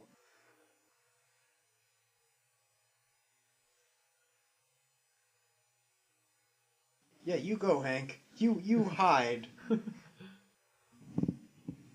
But, what I was saying about the future, I do think they set that up, that Magneto can be redeemed, that he's not all bad. I love that. Oh, how she shoots him in the neck. And this little line where it's like, he says something like, you used to be a better shot, and then she's like... Trust me, I still am. Yeah. Although it's obvious this line was dubbed in. Yeah. The editing on her saying that line. They speed it up. Off. Or she says it fast again in there. Yeah. Okay, this part bothers me. So, are we to assume that this whole part's going on in her head, super fast? Yeah, definitely. Okay. I mean, she does the same thing in the airport earlier. No, because I'm just thinking about the cameras on her. Uh-huh. No, it makes perfect sense to me that it's in her mind, she's... Well... See what I'm saying? I guess you can make the... Well, are they those guys... I mean, the guys in the background... I guess the argument, or the question here is she standing there while he's frozen everybody else? Yeah. And this is all happening in her brain? Or Actually, I feel like that's actually part Or of the has answer. he just frozen everyone in the area just so he can talk to her? But I feel like that's the answer because that's what happens in No, but then like Actually, I guess we never get an answer because I was gonna say that's what happens in is it X-Men 1 or 2, 2? where he freezes everyone. Yeah. But I guess we never get an answer to that either as to whether he's freezing everybody or he's just talking to them in their mind. So it seems Iceman. Oh, it's just so sad. No, but then everybody on the TV is just watching her. Yeah, in that case, everybody's watching her just like have a breakdown. But Yeah. While talking to nothing. I don't know. I feel like it's probably. It makes more sense to me that it's just he's talking to her inside.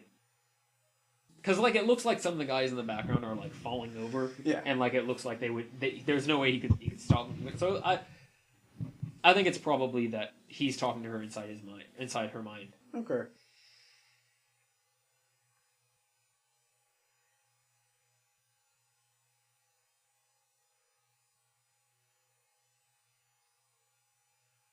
It worked. Mhm. It worked. This is, and again, to make a little Inception comparison here, because personally, Inception was about as intense. I felt like, I think Interstellar is the last movie to hit me since Days of Future Past, like this since Days of Future Past and Days. Yeah. The three are on the same level as far as the linking up of their climax and the way that they're different. Yeah. Like it comes the way it comes together. Yeah. I don't know. This is a great ending. It's funny after watching the bloopers for the movie because apparently Jennifer Lawrence had a horrible time trying to get that helmet off of Magneto. So if you notice, I think he kind of lifts his head up while she does it just to help her out a little bit. Obviously, it's supposed to be like she lifts his head up. But. Yeah. I do actually like this. It did kind of bother me, like, why didn't he take the helmet with him? It's like, that's the point. Yeah. So that way Xavier can track his movements and see what he's up to. Mm-hmm.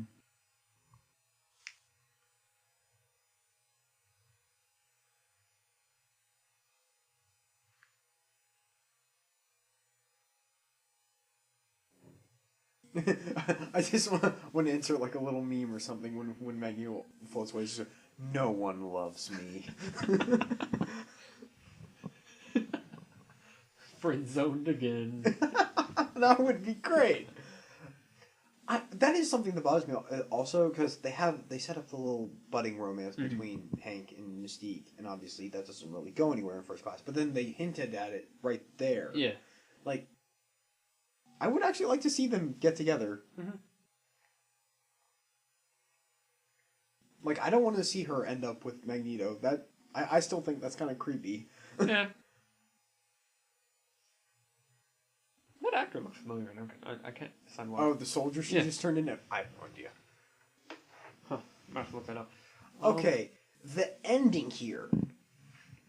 This is one of the most cathartic experiences I've ever had in the movies. Like, specifically, I'm thinking about. I forgot that there was this little scene. This Dark Knight Rises. Of course, I've said my piece on that. Whatever.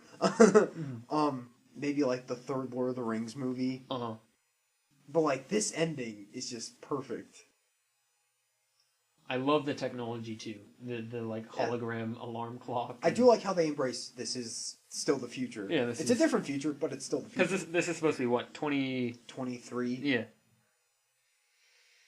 And I mean, it's obviously a little far fetched for what we think will be around in 2023, but whatever. They're mutants and they've got smartness and powers and all that stuff. So. The kid across the hall, Wolverine opens the door. That is the kid at the beginning of the movie who gets wasted by a Sentinel. Well, we don't see it, I guess, but that's what happened. He might live. And then of course Bobby and Rogue are. And we see Rogue for 5 seconds in this movie. Well, we should have seen her more apparently, but yeah. And they're back together. I seriously want to see that cut of the movie. So they're back together, but I'm kind of okay with that because here we get an implication that Kitty and Colossus are together. So. And if you listen to what Kitty's actually saying, she's talking about architecture that relates to like a utopia or a. I think it was. Did it say utopia? It's a utopian. I think so. Okay. I just looked at that one. No, plus it also hints that, like, Colossus is in the room, and that hints at their relationship that they have in the comics as well. Yeah.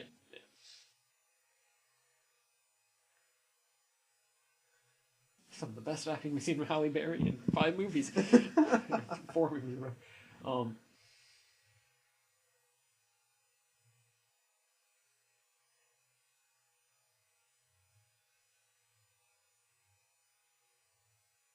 And then here's really where it really hits home. Yeah. Even though I do not really like Wolverine and Jean's relationship in these movies. I like this too because it almost shoots it down. Yeah. It's just like, no, they're Cyclops and Jean are a thing. Like, yeah. Because I mean that's almost how it feels in Claremont's run originally, is that he never really, like, he is obsessed with her, but she never even, like, it's always Cyclops and Jean, and he's just like, yeah. After being like treated as a weapon for so long, that's the first person he really cares about. Ah, those sunglasses. I hate those sunglasses so much. Why? Because you saw them floating in X-Men 3? No, they just look so dumb. It's like, yeah. We need futuristic sunglasses. Well, I mean, the implication is almost there of I don't know, were those exact same ones in X-Men 3, or is that... No. Those are new. Yes. Because the implication is almost, instead of, he doesn't have a visor anymore, he has those, and he can maybe mentally change the settings of what intensity means. So I don't mind that. And we get Jean's back, which is very cool, because it means we can go through the Dark Phoenix saga again and do it right. If we I don't know if they ever so choose. Yeah, I don't know if they ever will. But it's just cool to me that that's a possibility. Yeah. Well, like... I love this line right here where Xavier is just kind of annoyed with him, and then...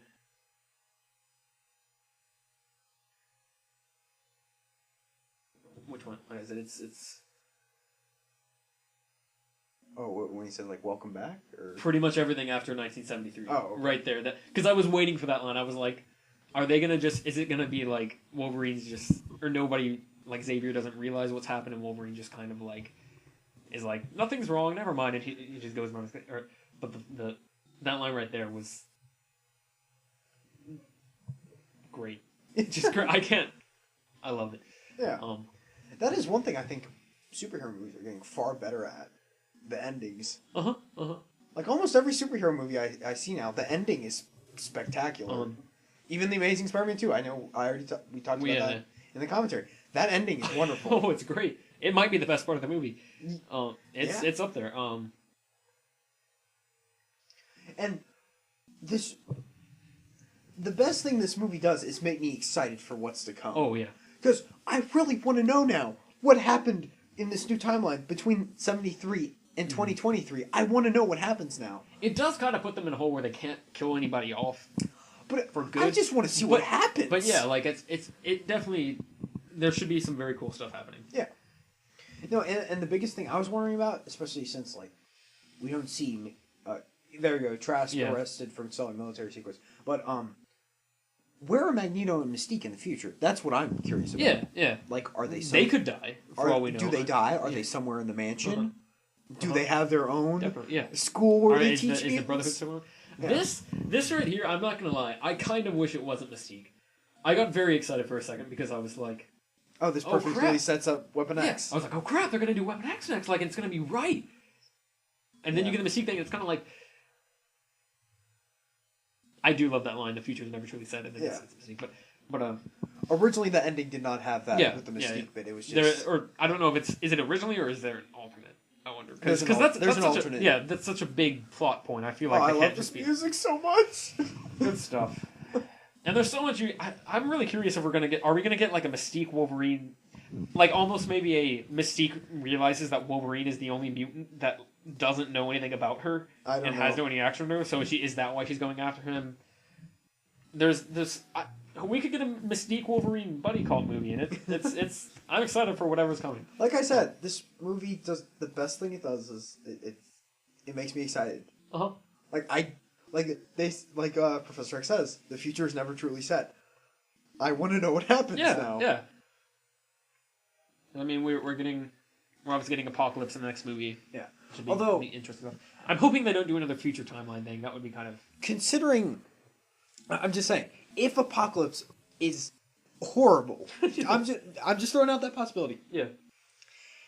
It would almost have been better if they did end it with it is actually Stryker, because then it would have been like... Because then everything can be like... Okay, we don't need any more movies. We don't have to have any more. It could just end almost right feels here. like the point of the ultimate cut is that... Although I wish the ultimate cut was a little better, like...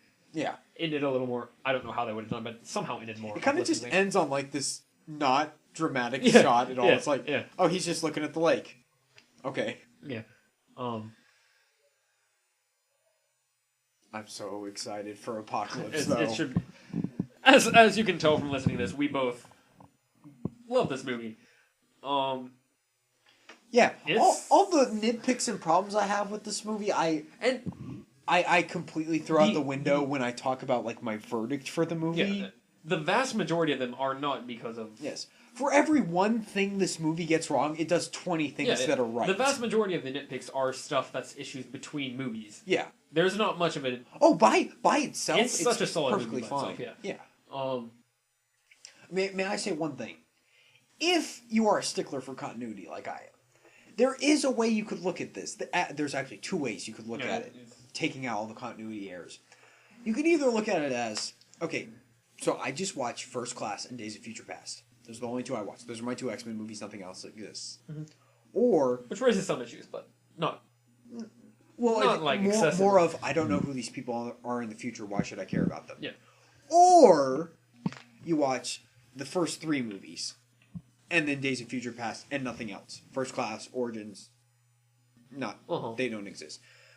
Which I think raises a lot less issues. Other than definitely. Mystique was Charles's half brother, and we didn't know that. Yeah. Or half sister. Yeah. That was weird. She can turn into guys. That's true. That's her original idea for how Nightcrawler was born. Was she turned into a guy and had sex with a girl with Destiny, I believe is the name of the character, and that's how Nightcrawler was born. And then they were like, no, we can't do gay people in the 70s, and then they changed it to. Or they created Azazel later on. That's bizarre. Yeah, a little bit. All right bit. then. Un poco. That's a good bit of a fun fact for the day. Yeah. And on that note, but overall, but it's such a that's just a continuity way of looking at it. And you've made your argument to me before that, for all we know, Wolverine's going back just created issues. Yeah, that's one thing I like. You can just be like... That's the one way I think about it. Like, just the fact that they send Wolverine that far back in time, it just starts messing up the time. Stuff goes crazy. The timeline just starts getting messed up in ways they can't even comprehend, which is why we get our continuity errors. That's probably the best way to look at it, because I don't think they're ever going to go back and be like, oh, we're going to fix each of these comments and figure out why they're different. And they shouldn't. Yeah, no. At that point, you're... It's like the rumors we're hearing about Star Trek 3 right now. It's like that movie was going to be about time travel too. It's like, well, the first movie was about time travel. Why do we have to go back to that? Yeah. Move forward, which is what Apocalypse is sounding like. Definitely. It sounds... Because the main premise for that right now is basically...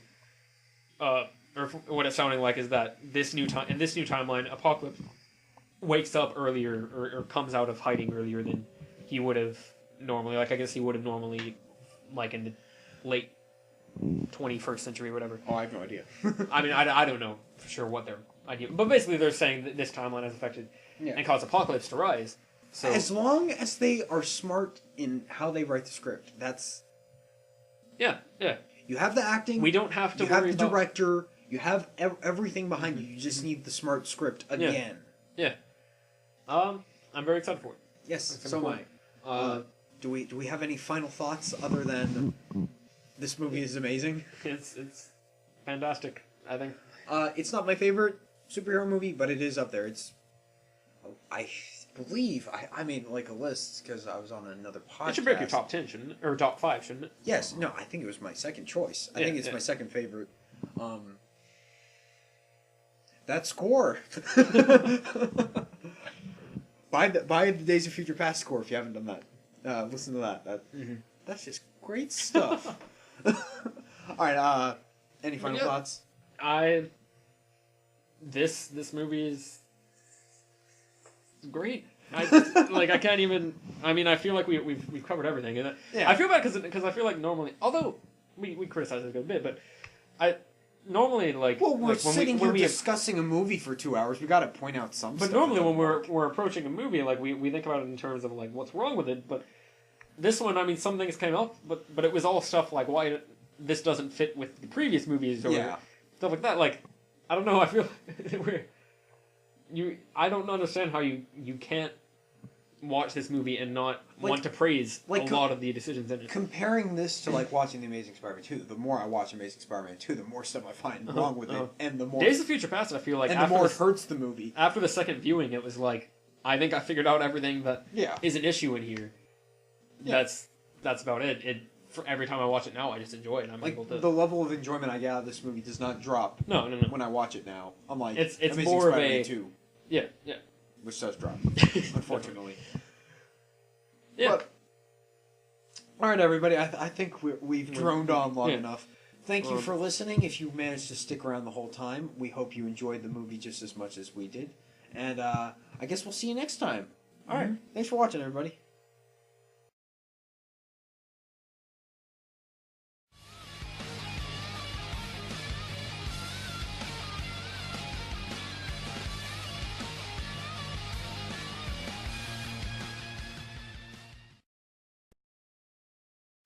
Hello, everybody. This is A-Row007 here. And Cyclops. And we're back with another cinematic commentary. This time we have X-Men Days of Future Past on the chopping block.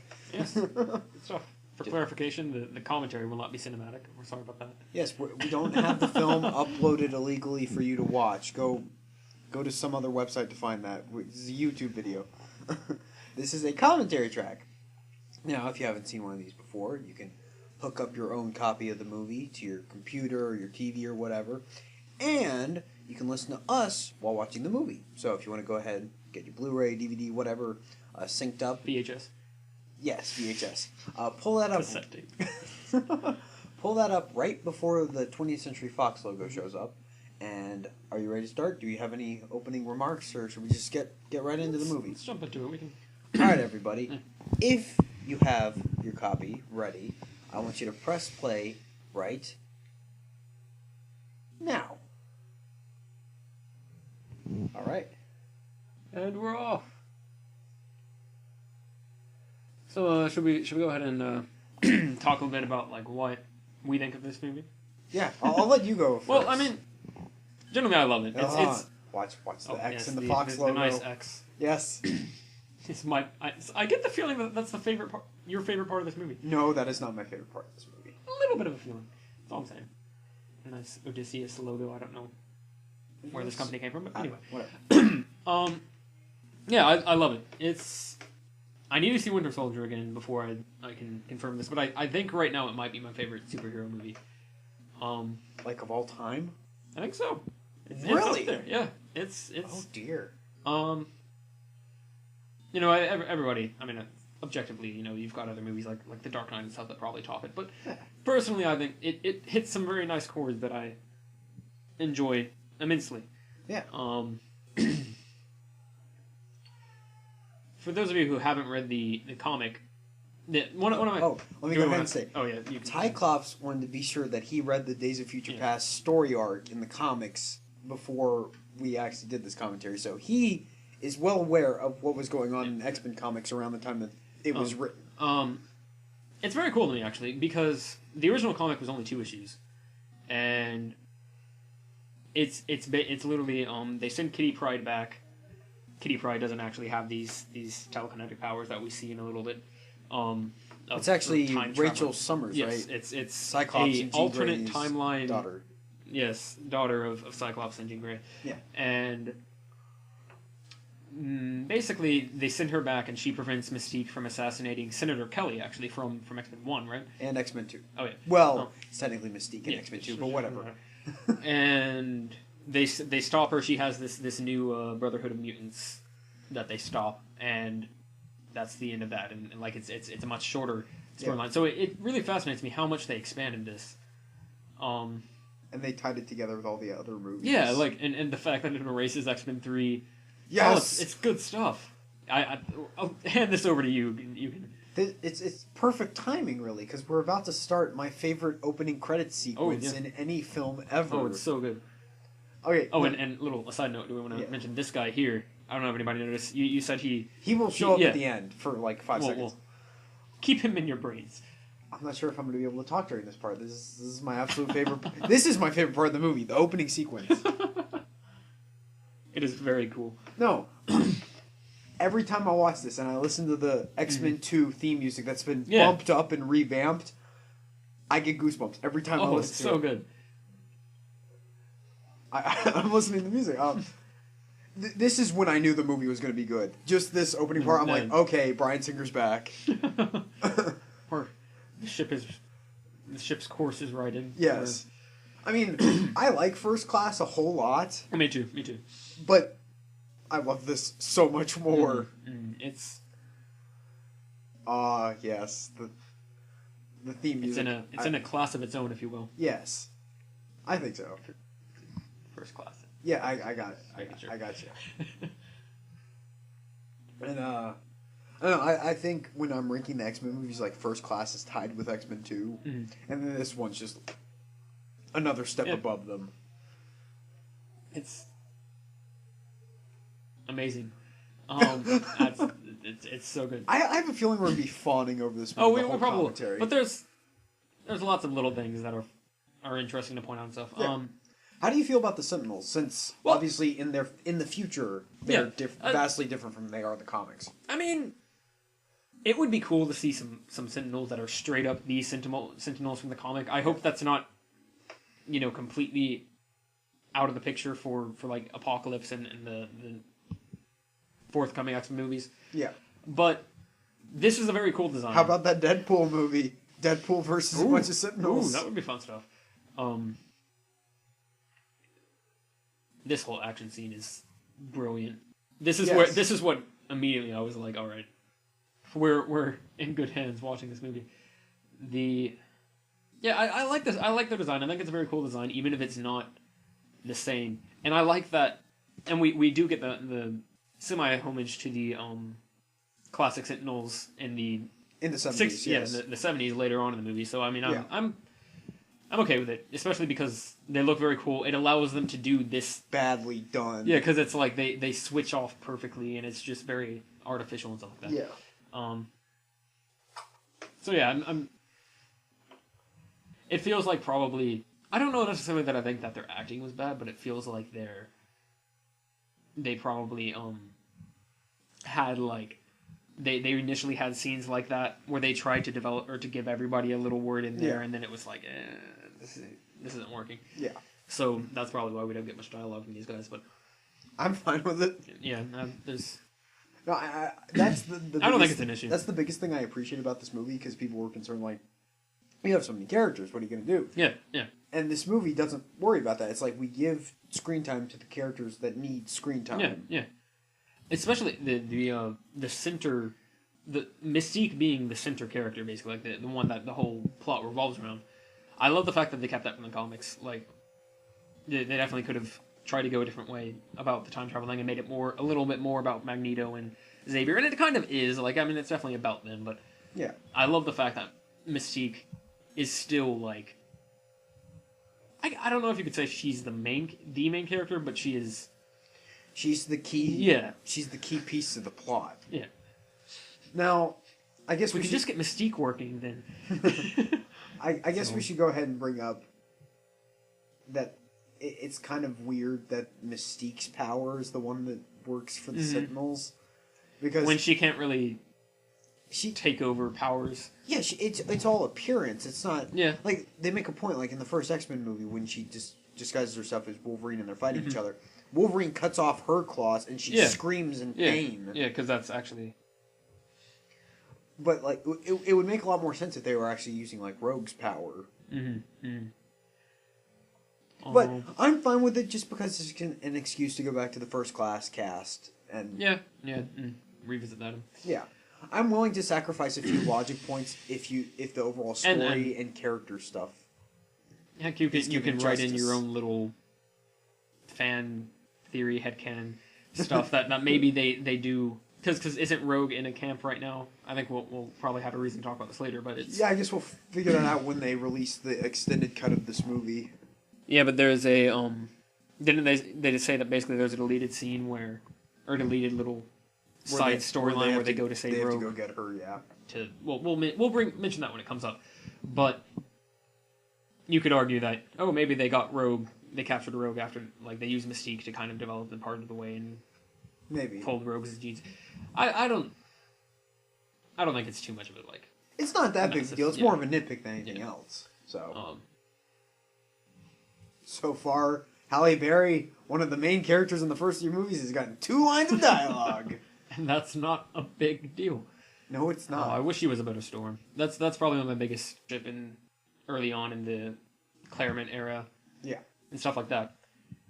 And I don't know, I just really wish that we'd gotten the original 5 X-Men in First Class. That would have made me happier. I mean, I still think First Class is great. But I would have enjoyed that more, I think. And of course, that carries over into the first trilogy and all that stuff. Yeah. But I don't know. Since I don't read a whole lot of comic books, especially the X-Men, that's not really a problem for me. So I mainly just pay attention to the continuity of these movies. Yeah. Which, obviously, if you kept up on these movies, it's completely mind-boggling. If you try thinking about it, it drives you nuts. And I mean, this movie does fix most of them, probably like 90% of it, but there's still stuff that... Yeah, there's little throwaway comments. That's the biggest thing, is the little comments they splice in there throughout the first 3 that don't make any sense. Yeah. Unless something else has changed.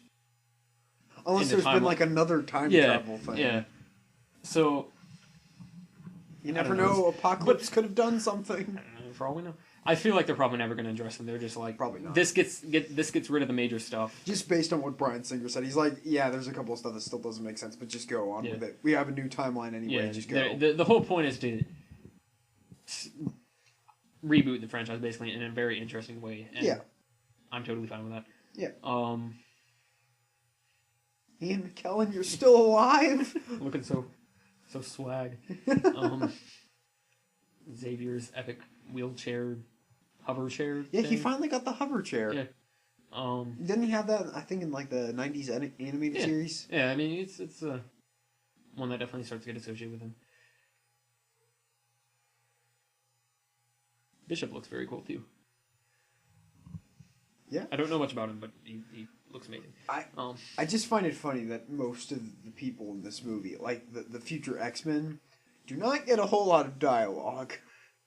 Yeah. Now, I don't know if that speaks to their acting ability, but it just makes me wonder. I'm just throwing that out there. Right. Cough, cough, Halle Berry. Yes. Well, not just her, but like Bishop, Sunspot, all of them. Yeah, no, I agree, but like I'm thinking specifically about like Daniel Cudmore, who plays Colossus. Like, I don't think they picked you for your acting ability. Let's just leave it at that. I don't know. There's a lot of there's the one scene. There's a deleted scene on the or like I guess you'd call it deleted. We watched this where on the DVD it has like one scene where it might be this scene. It's an alternate version of this scene where they're all giving Wolverine bits of the exposition. Yeah, instead of like basically Xavier. And it's really this whole fight scene, both this one and the one at a little later in the movie. Yeah. I love the portal stuff. Yeah. That might be my favorite, at least my favorite special effects for sure in the movie. I know people love the Quicksilver scene and all that. Yeah. But this right here, where they have the portals like with Blink teleporting everybody around, yeah. And it's so good. Hey, we got Iceman back. Yeah. He's got a beard, and that's cool. Yeah. We're just watching the movie now. We're gonna need a second to. Every time you start this, it's just it takes you. I mean, I know there are people who don't like this movie. I can't really see where they're coming from, but I think the only reason you would hate this movie is if you already hated all the other X-Men movies anyway. Yeah. Just because it's not straight up the comic book. I'll go ahead and say, and I'll probably bring this up again later in the movie. My biggest problem with this, and it's not even so much you can't really blame this movie specifically so much for this. So this is more of an overall problem I have with the entire series, is that I really do like. I try not to be, when I watch superhero movies, I try not to be, well, that's not how they did in the comics. Like, I try not to be like that. But, this part freaked me out so much. But the part where, or the fact that the way they've aligned the heroes as far as, like, just generally the way the mutants appear, and like the fact that Iceman, yeah. Oh, that part freaked me out so much in the theater. Oh, little side note here. Apparently, did we see this on one of the special features or something like that, where this is actually supposed to be the Sentinels are adapting the other. Yeah, so like like one of them used Iceman's powers against. What's the guy's name with the firepower? Oh, I cannot remember. Sunspot. Sunspot, yes. Is that him? Okay. Like Sunspot's fighting a Sentinel and Iceman's fighting another Sentinel. and they switch powers. Yeah. Yes. Which I did not pick up, but I think that's very cool. Yeah. No, these Sentinels actually terrify me. Like, oh yeah. Comic book Sentinels. I mean, they're supposed to look a little. I mean, they're supposed to be intimidating, but they also do look a little goofy and stuff like that. They look a little 50s science definitely. fiction movie-esque. You know? And these look like terrifying androids. Yes. Anyway, what I was saying was the fact that, like, specifically, I don't know, Nightcrawler is a lot older than, or a decent amount older than, like, Colossus and Kitty Pryde, and that's, I'm trying to think of a better example of this. Basically, the way that the X-Men, the first class of X-Men is not the first class of X-Men from the comics. Yeah. I like that dynamic a lot. The way they, like, certain relationships they build in that. And, like, Colossus and Nightcrawler they kind of start to develop a friendship